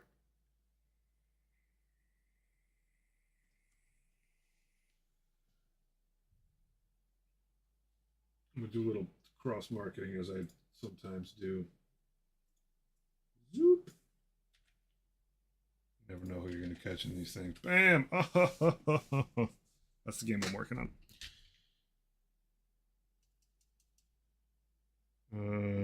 Let's get the edge of this thing a little bit.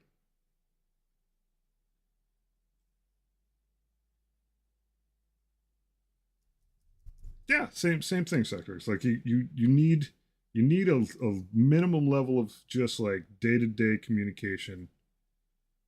If Dolly's hung up, people should know about that. I mean, it's a little bit personal in that case, maybe a little TMI, but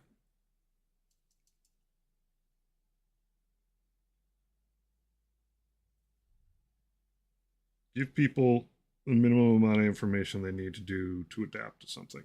And at a big studio, like quite often, it gets turned into a farce. Um, but if you can keep it salient,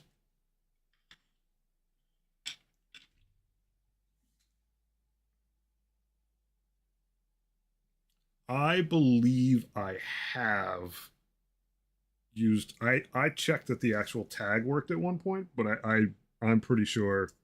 Um, I'm sure Badger is the only person that didn't make the tag that has done it. It's a big moment. It's a big moment. We're viral.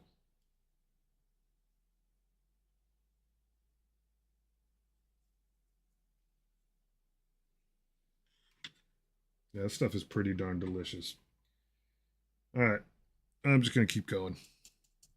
I should work on the vehicles first. I should do all the vehicles, cornering the market. I mean, that's what the theme should be. It is blame the devs. Nothing wrong with that.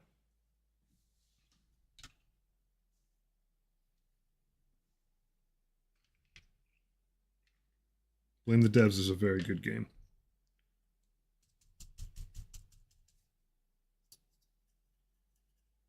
Mm, maybe not that big. Maybe this big.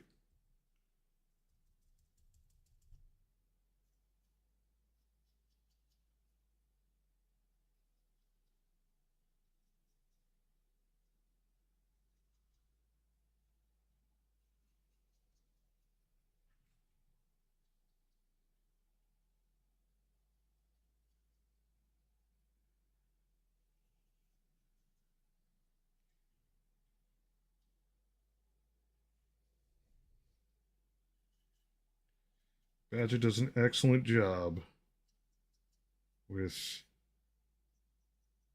talking through what they're doing while they play, which is excellent. Um, and just digging into like when you make a game, you're so invested in it that you just get like you get myopic. And what you need is someone to go in. You need some people to play the game like you hope someone will play it, but you desperately need people to go in and quote unquote play it wrong.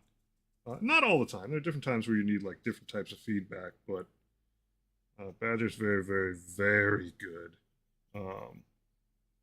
at just walking through, even if it's essentially role play of like, well, if I was thinking this way and I tried to do this thing, this is where I would end up. Which does mean I have to watch the whole video because it's not a bad thing, but I have to pay a lot of attention to the video when I watch Badger do one. Um, it does take time, but if you want feedback.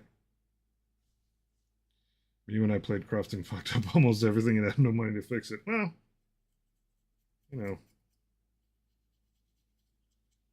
art imitates life, I guess. I don't know. It's the version you played was very, very like rough and raw, good intent. It was like the core loop, but like no explanation really of much, and no. I don't mean guidance necessarily in terms of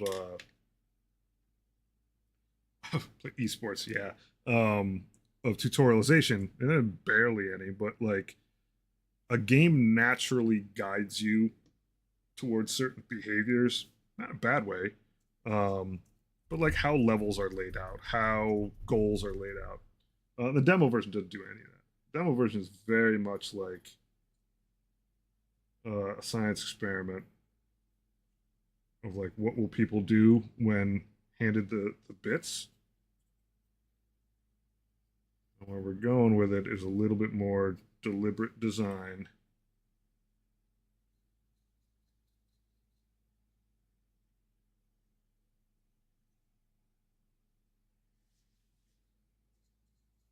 Yeah, that phone bar, admittedly, like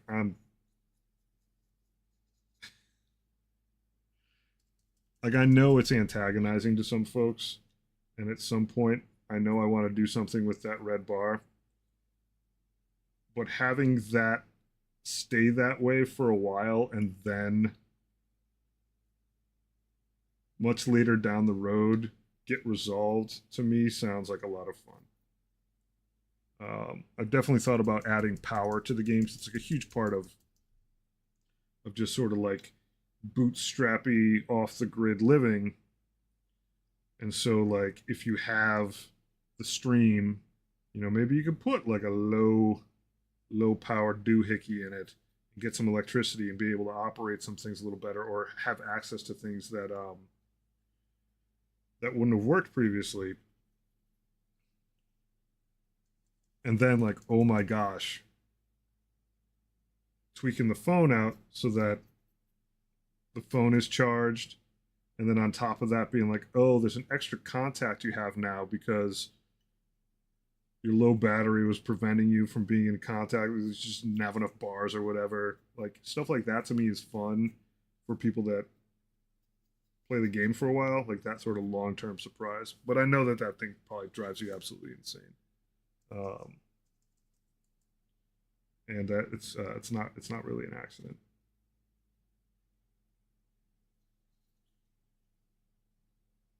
I am doing a little bit of perhaps unfairly antagonizing some people with some of my decisions. All right, tiny.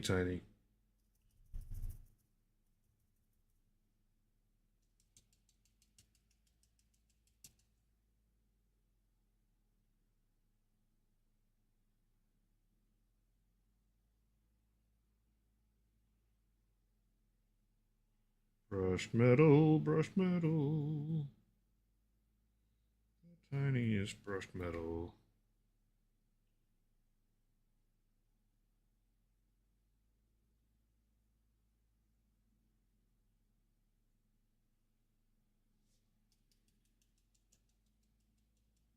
My favorite Death Guard model.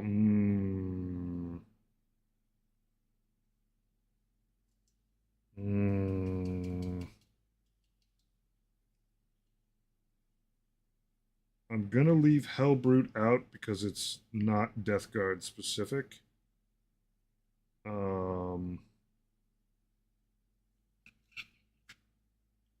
Probably this guy, Blight Hauler. He's so adorable. Um, oh, the auto mod gets you. Oh, sorry about that. It doesn't pop up on the screen. You're not 100% wrong, Grot. It does not trigger me in the slightest. Um, but evoking some amount of emotion is not criminal. I don't feel too bad about that. The tutorial was maybe the second time I've ever gone to the dump. It's interesting. Like I like the dump is in there mainly as like if that's how you want to do it, go for it. If you don't want to go crazy with pigs, go for it. But as soon as like you put some chivos around it, gotta add a cup of tears to drink from. Yeah, I'll make a salt recipe. It plays into that as well. Um, it's supposed to be a baseline thing, and I actually use it. Just because like sometimes it's just like pretty convenient to just be like whoop. But putting some achievements in there that like make it more cost effective, certainly wouldn't hurt it. But the primary reason it's in there is to essentially like price anchor using pigs, and price anchor actually having a trash can. As soon as it's like why we don't make you wait a ton of time to use the magnet. Um, as soon as you take stuff to the dump and realize what it costs to do it, you now judge every other method of getting rid of cruft against that. So it's price anchoring. It's like when you play a mobile game and you could buy gems or whatever for X amount, but they always have bundles that are like that amount of gems plus this, and they're like, hey, it's 50% off. Well, they printed all those currencies themselves. Um, no, this thing is this. All of these, everyone. Well, the Plague Burst Crawler definitely has no flesh on it, but the Demon Engine stuff, he's got a body, he's got flesh. They cross the line a little bit.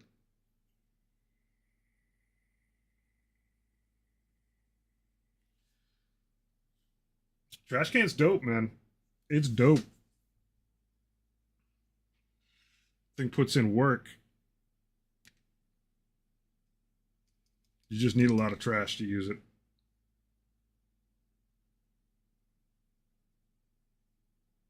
I love that thing though.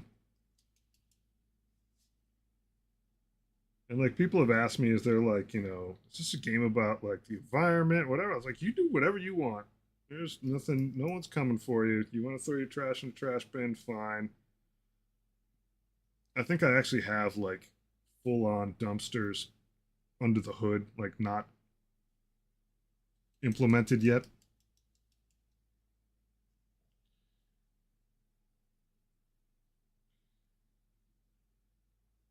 Like I put together it's like very nascent, but I have a pitch deck together in case we decide to go to a publisher or whatever. And like the game is targeted at folks that like organizing stuff. Like that is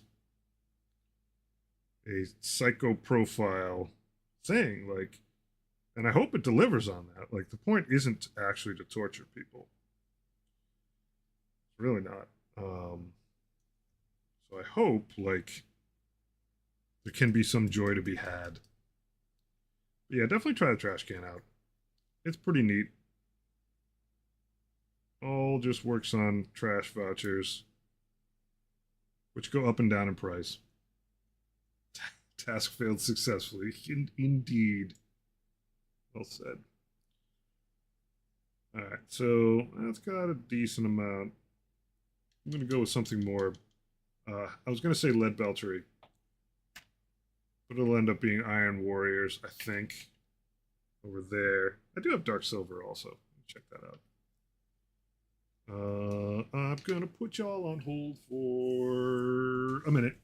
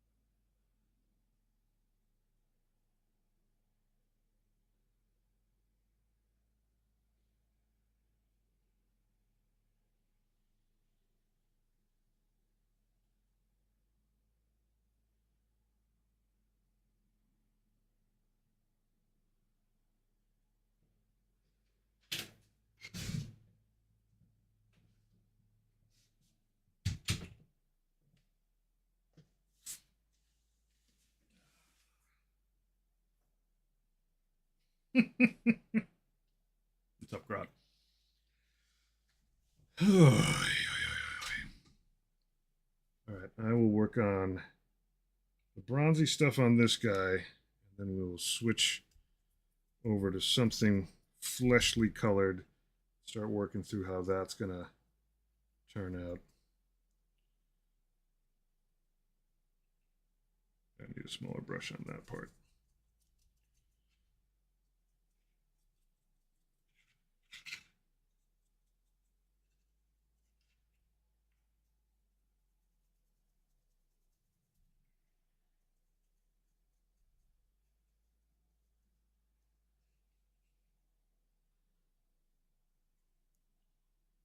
I have, I think, about 20 people showing up tomorrow for a barbecue shindig.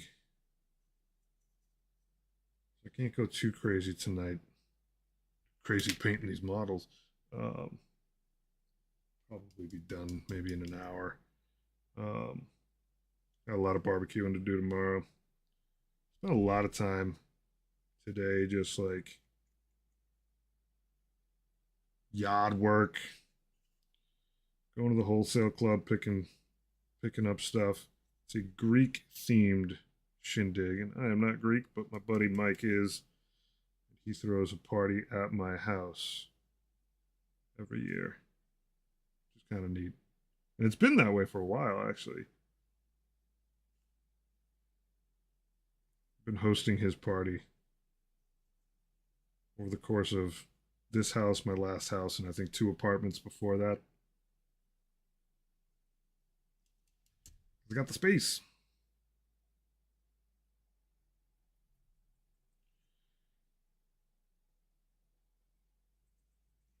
I got 2 legs of lamb marinating, a bunch of chicken marinating. That's mostly, I'm mostly on the hook for big protein. Put those on the smoker tomorrow. And then just play host, play nice. It's all people I know. I do not. The nice thing about hosting is I don't have to organize or worry about the rest of the menu.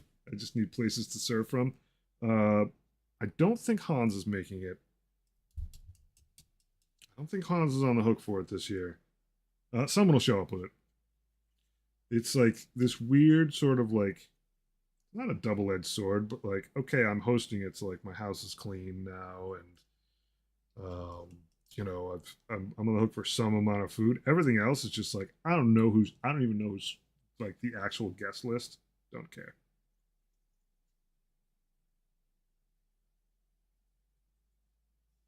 Yeah, as long as it's covered, exactly. Like head count is the only thing I really like worry about. Mike organized, and Mike is an organized person. I am not. Um, he he handles the order. It's actually the smoothest running party I ever throw because I'm not in charge of it.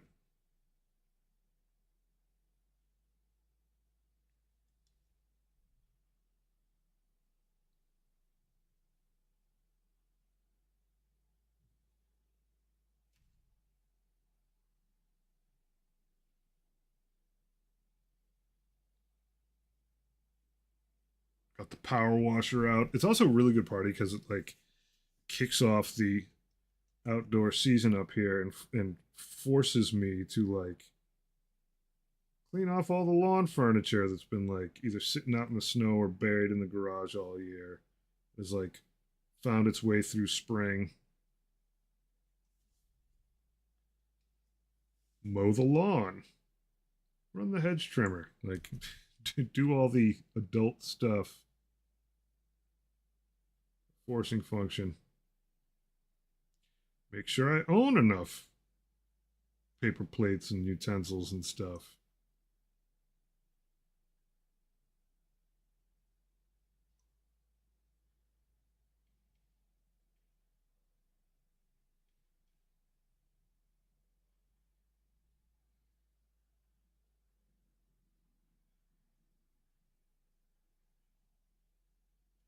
Bronzy, bronzy, bronzy, bronzy.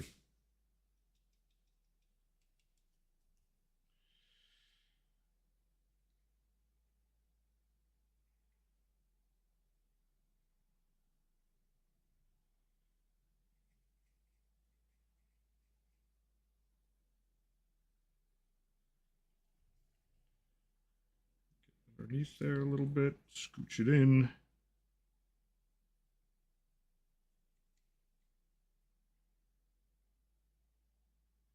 It'll be fun, and I get to eat a ton. And a bunch of the friends that are coming by, no matter who's on the list, is like they got kids similar ages to my kids. So my kids get to run around, go nuts. Other children, because I'm pretty sure my kids get bored of each other. My two toddlers have got to be like, I shouldn't even say gotta. I know they are. They get bored with each other a lot. It's just like, still you here? Really?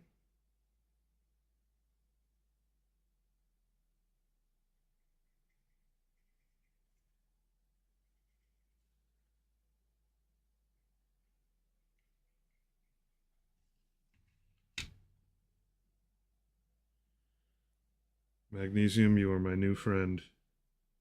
I like you a lot. I think if you're going to undercoat the metallic, this is a pretty good choice. Like just looking at it and it's like reflectivity and stuff. Like I could absolutely highlight this with a brass, probably something even steely would look interesting. I mean, I wouldn't use this for like every last application, but in the realm of chaos, like not too shabby.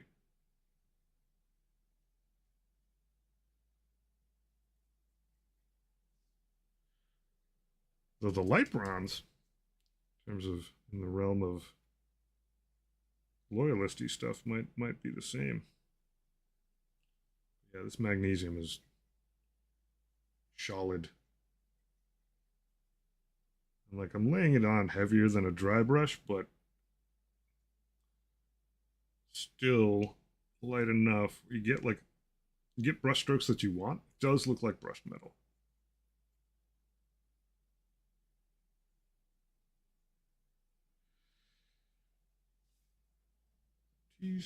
This the melta.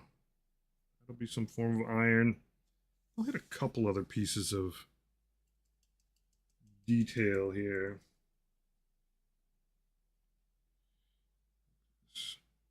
Yeah.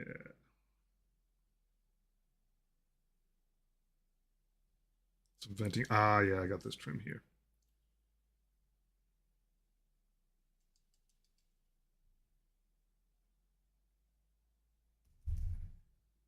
Little heavy. There we go.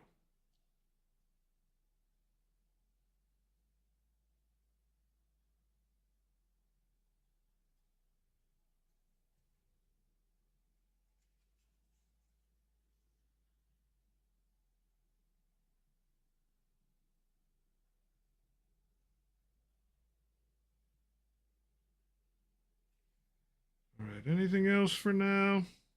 Yeah, I'll get this guy back here. Boop.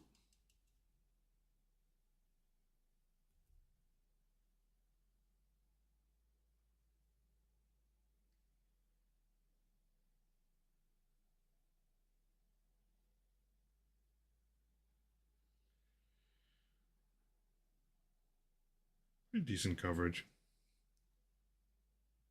Digging the imperfections on it, which is good.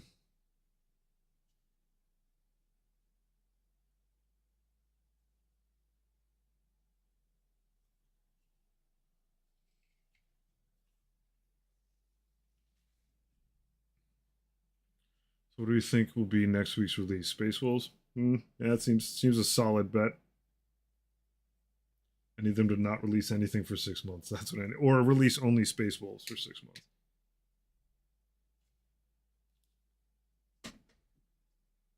Yeah, Skulls is that like weird little game.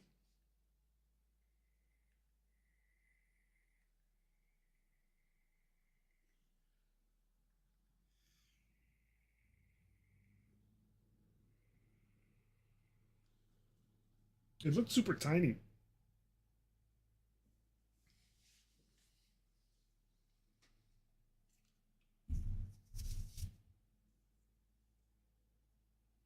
Paint dust for the win. All right, let me shake this crap up and see if we can use this Morghast bone.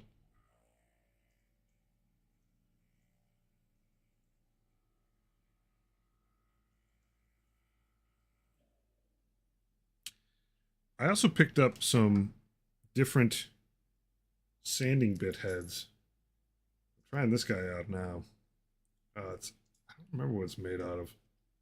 Maybe silicone. I think they all sand. Interesting. Definitely valid in different uses. This one I'm enjoying because it's super tiny. I am missing at times the absolute right angle and concave end of this thing, but it's good to try stuff out. This requires significantly more pressure than the previous one I was using. I think the grit is just very different on it, but fun stuff. All right, time to get some of this out of here. I hope you're okay, paint. Loosey goosey.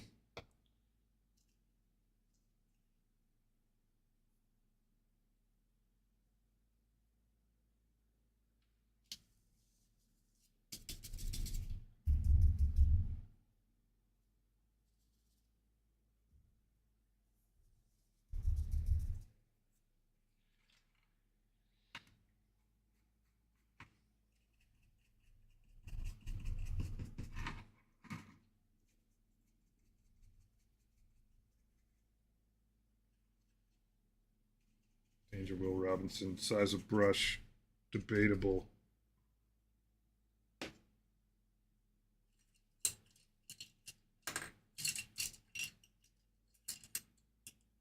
It's got too much red on it. There we go. There's another one. Oh yeah, this one's safe. And this pass can be relatively wet. I'm going to scooch in everywhere. It's going to be a little bit debatable, but cross that bridge as we get to it.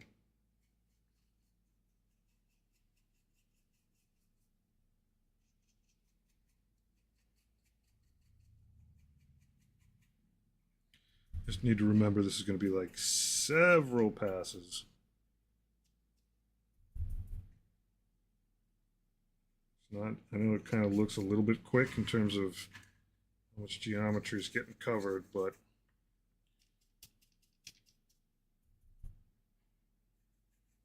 gonna be like again, again, again. Leave this thing out. Good soup. Oh my god. Yeah, now it's laden. There we go. Easy.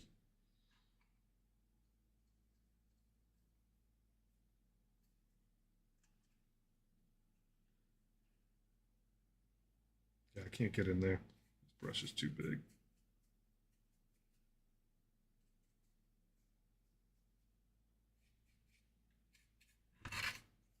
Good soup. Man, I love soup. In case you were wondering, it's a very pro soup stream.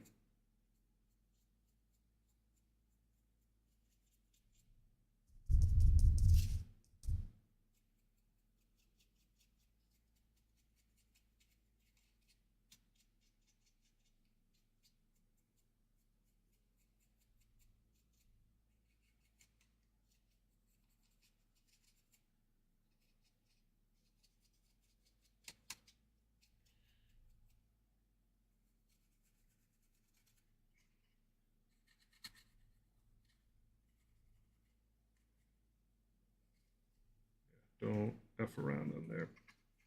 Get to these big panels. Still too big. Too big. Take it down a notch, brother. All right, well, this one's at least clean. It's smaller. There we go. Yeah, that's a little safer. A little safer.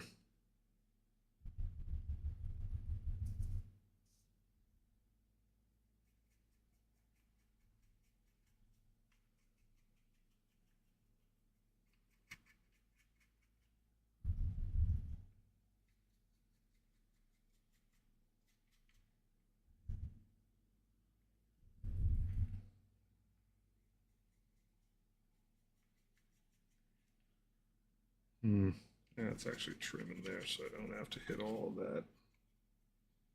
Scooch, scooch, scooch, scooch. You can see where it's definitely thin enough where like all that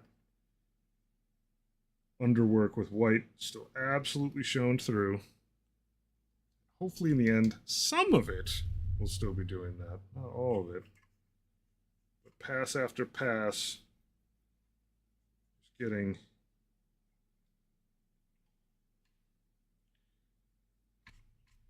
more and more boring tan in there. It's going to be the way to go.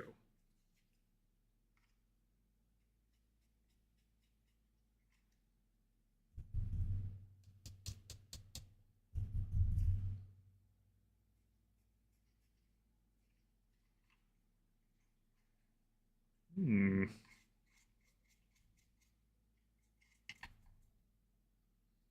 Boop.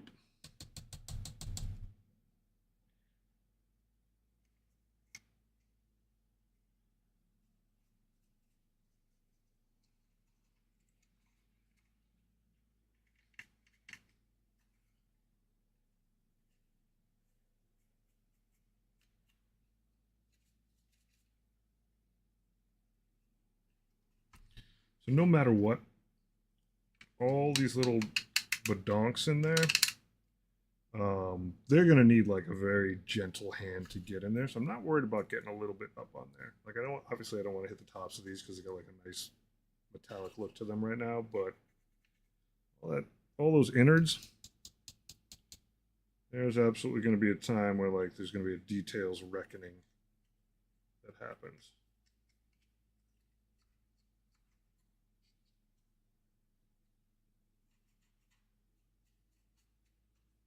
That time is not now. Just early coating.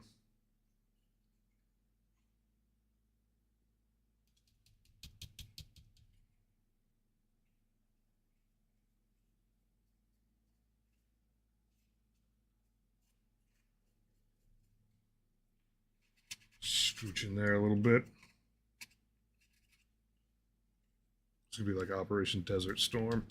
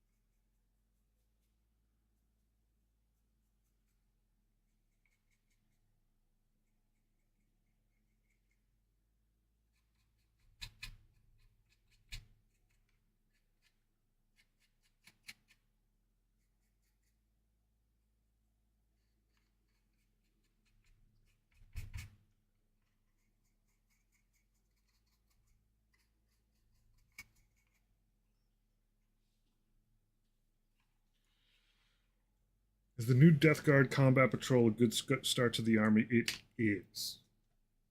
The new one is very, very solid. You need Plague Marines. It's got Death Shroud in it. It's got a very good leader in it. Um, Death Guard are very happy to ride in a Rhino and get dropped off somewhere. I think it's a very solid start to an army.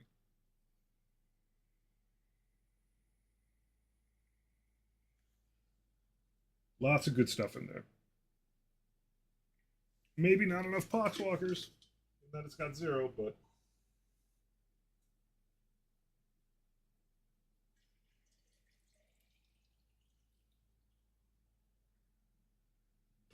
it's pretty dope.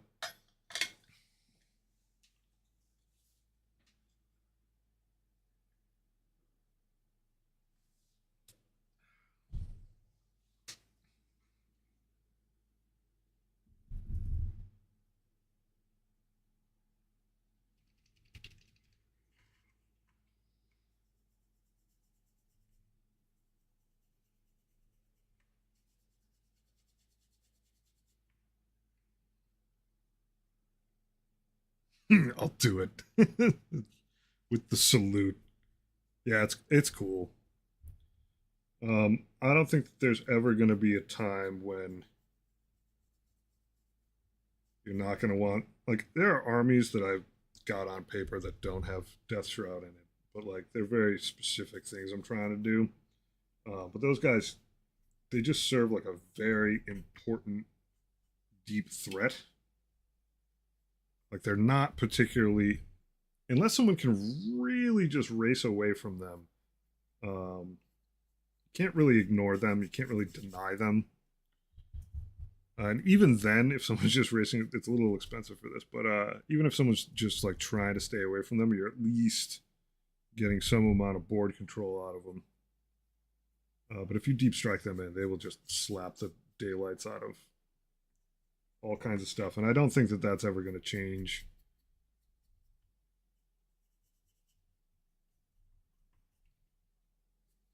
In terms of like the rules of the game and the meta and whatever. Like you can do a lot of times you're just like a little slow to get into where you need to be in general at Death Guard, which is how they're supposed to be. Then you deep strike in, and it's like you're at least forcing the enemy, even if they're trying to avoid them, to like march forward a bit more. Kind of good in that regard. And they slap. They just beat the daylights out of stuff. Plague Marines, always a treat. But in that box, like, the models are all fun. The Rhino is like everybody, and I don't disagree with this. The Rhino is like the least Death Guardy looking model, but it's good to have.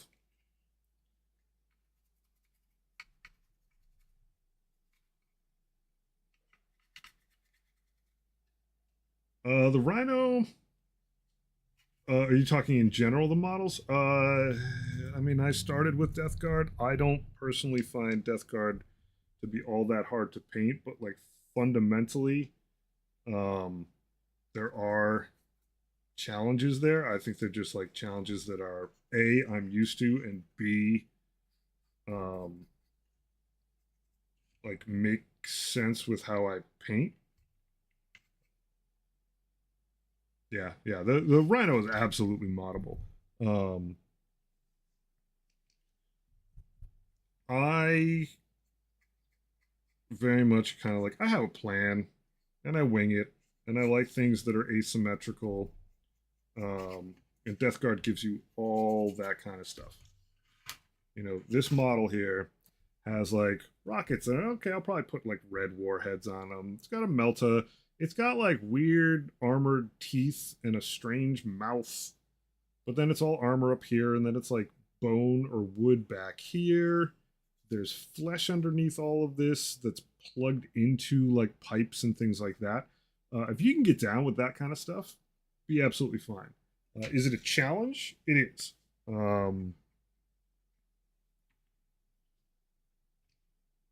But I don't personally think. I think there's a lot of models that are what I would consider more boring, in that they have fewer different things on them. I find that kind of painting harder to do. Um, like I could talk as much trash as I want about loyalist Space Marines. I personally find that kind of painting much harder than what I'm doing here.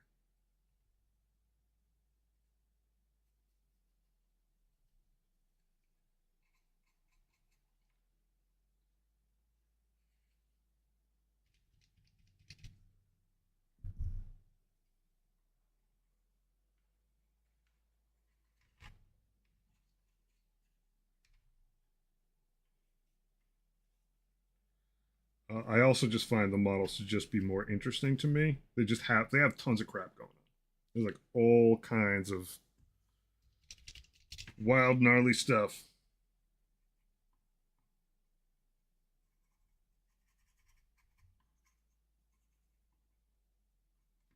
They're busy.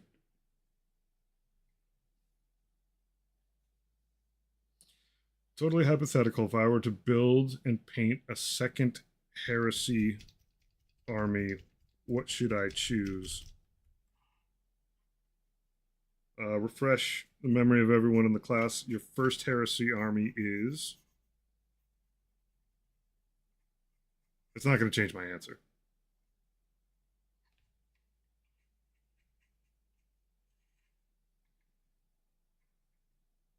Thousand Suns, yeah. I'll go Admech. Oh, Thousand Suns is his answer. Sorry, as you guys both showed up in purple, I thought it was Bad Badger answering. Yeah, they do look dope in red. The red ones go fast. Yes, the red Thousand Suns go faster. That is definitely true. I personally think Admech is the choice because they got so many freaking cool models.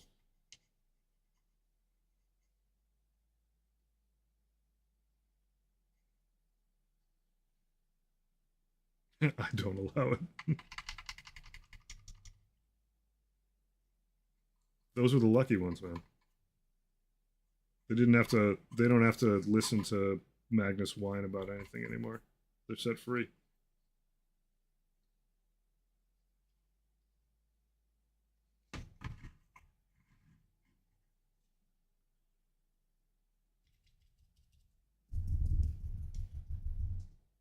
That's a big true.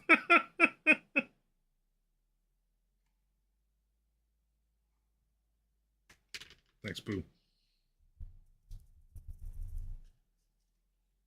Oh my God, this poor tiny dry brush. This guy's hurting. This guy's getting a paddling.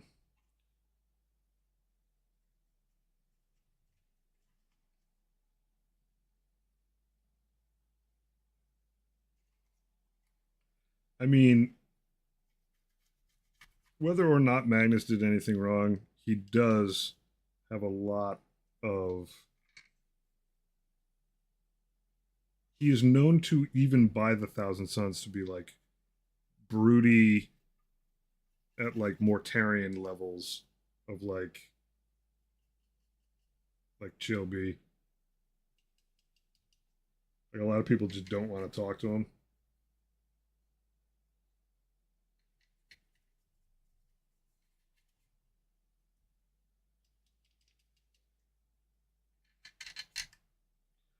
Like I can appreciate that Angron's just out there like lighting stuff up.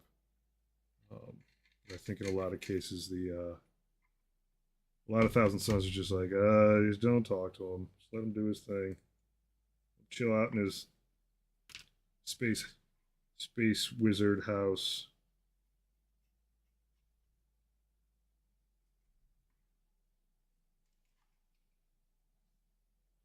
Cool model though.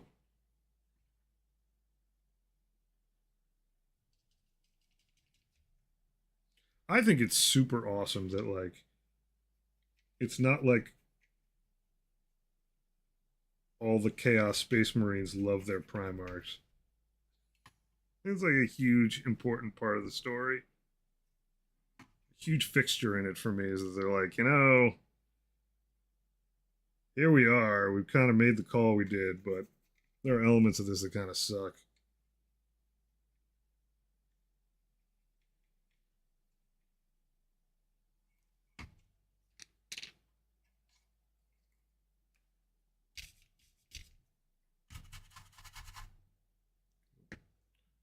scoop some more of those out.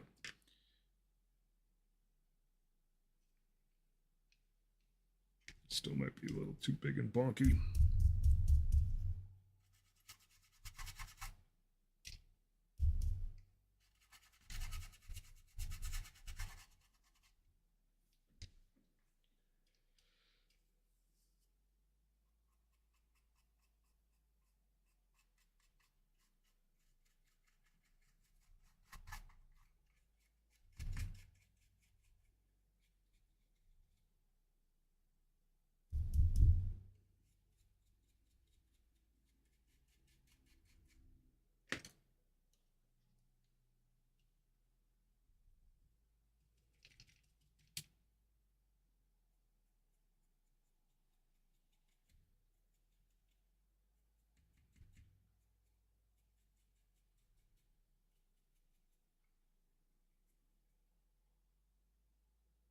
Actually starting a Horus Heresy sub game.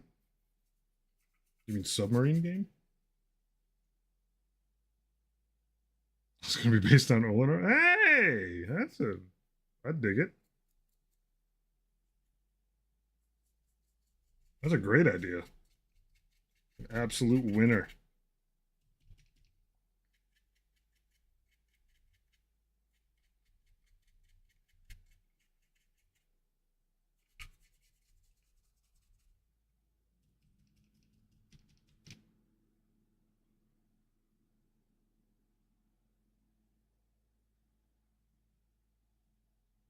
Do you mean Orcanor?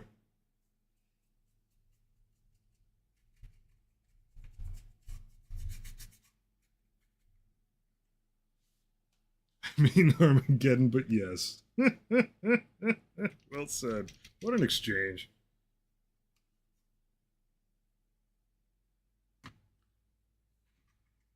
All right.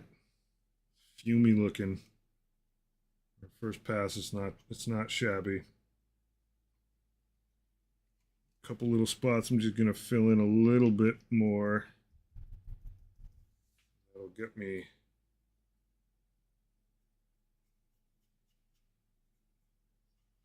where I need to go.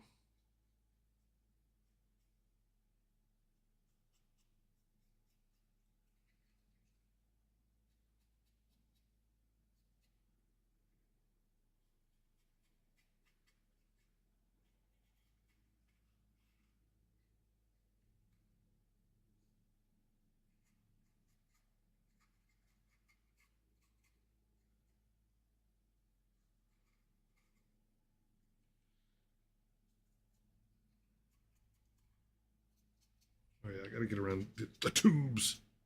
You know, important tubes. It's gonna take me so long. Not as long as if I was using a number one brush on this entire thing. All right, so tons of this are very see-through right now.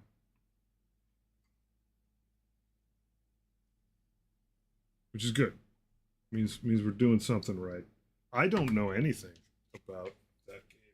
That's a good question. I sort of feel like I need to brand this thing too. Doom absolutely like very satisfying in that regard.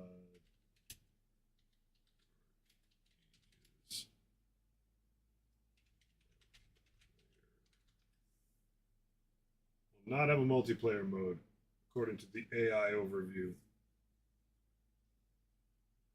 But it's very good single player mindless stuff.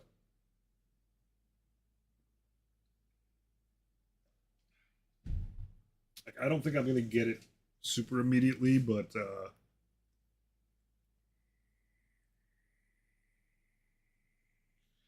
Doom games have always filled a very important sort of spot for me.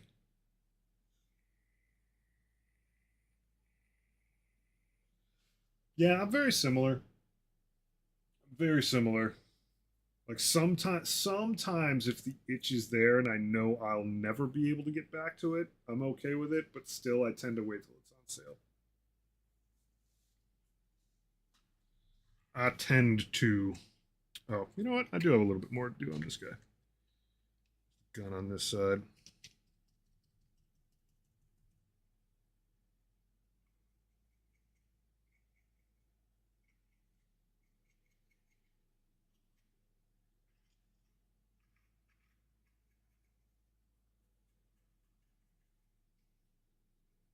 I missed whole chunks of the gun on this side too.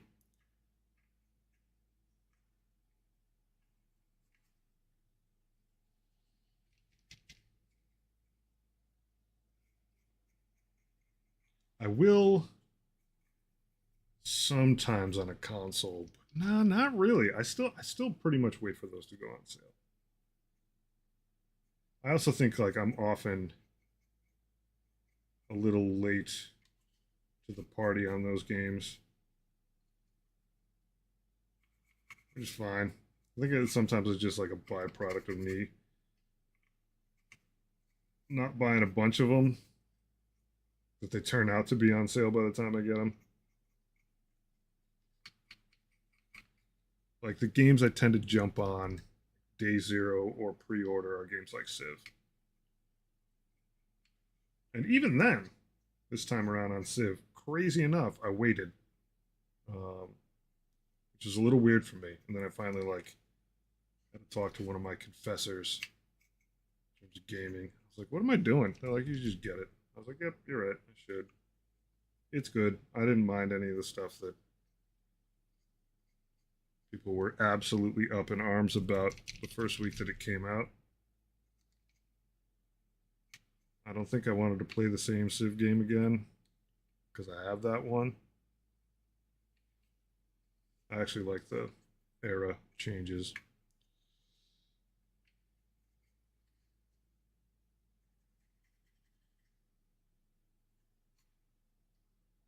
Zoop. All right. How are you looking, buddy? Not a bad first pass. These dry brushes are going to take some washing.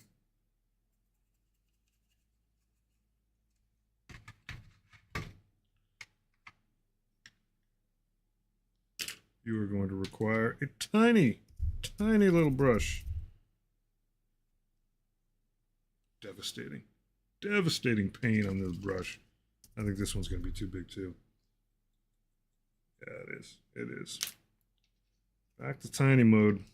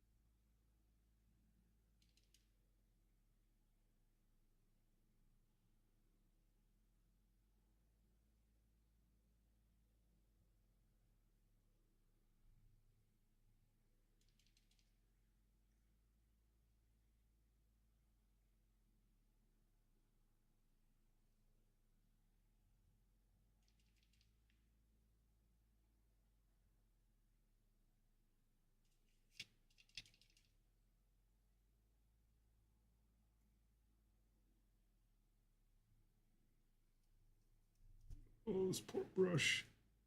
Doing terrible things to you, pal. Terrible, terrible things.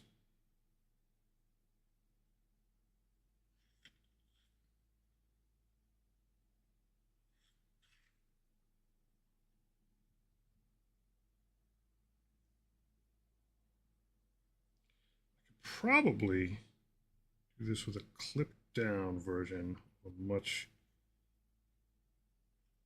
more inferior brush, at least in terms of cost. Because I didn't think I was ever going to really use this brush.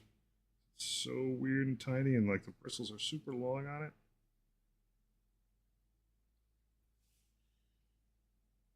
There we go. You never know.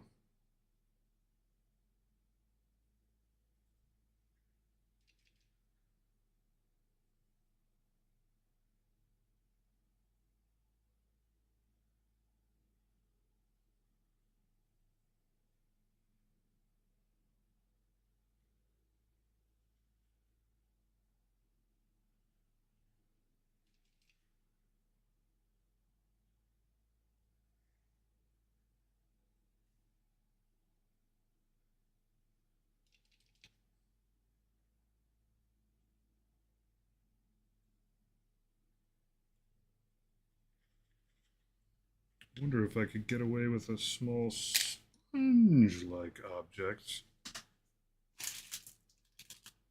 That might actually make a lot of sense. And I have tons of those things. Somewhere. Yeah, somewhere. I wonder.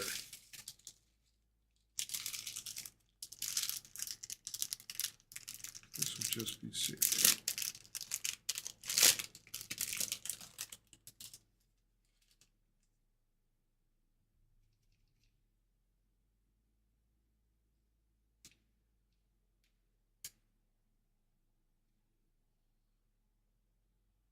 Ah.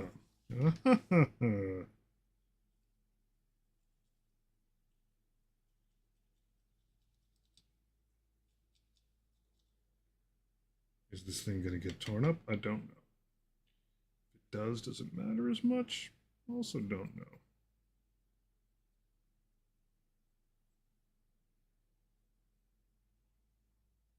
Sort of blot some around and scooch it. I do have to be careful though. It is a sponge. So it is going to pick up a lot more.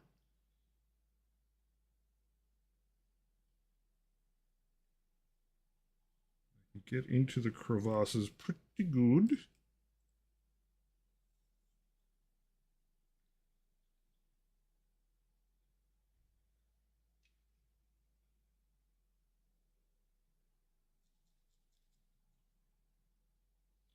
And scooch the paint around.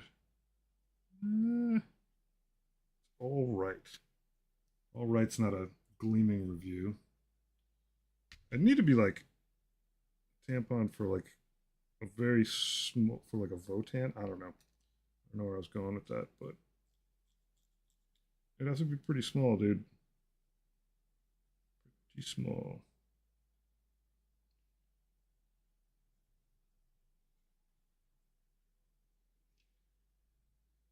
I think this is one of those things where like it works in some cases, but not others. It's nice because these things have a taper on them. And that's helpful. But I think what's probably going to win the day is going to end up being something like a super cheapy brush just clipped down pretty tight.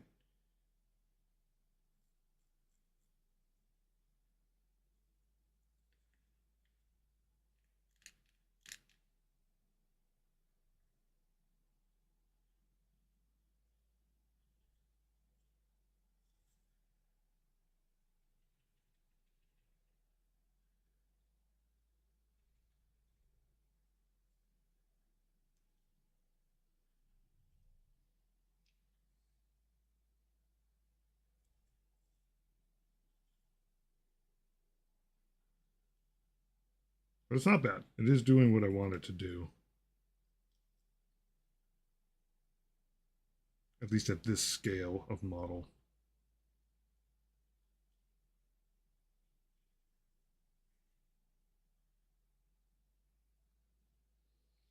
Let that dry and cure a little bit. And on that note, it's 11:45. I got a lot of stuff I got to do tomorrow. I have to clean these brushes. I'm going to peace out. Sectrix, no, I'm not rating out anywhere because I'm multi-streaming. That gets problematic. So break your heart, as I am wont to do. It's been a good one. We got a good start on these guys. Got at least the base amount of scrubby back and forth. The details brought up.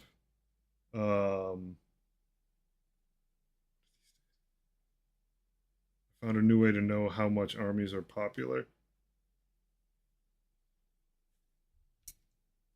Just check on Amazon how many people buy models. It's not a bad call. It's not a bad call at all. How many bought in the last month? Oh yeah, no. I have no doubt. Everybody's like, oh my god, it's Death Guard time.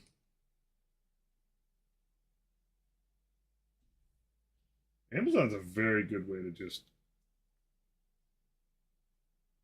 track all manner of stuff.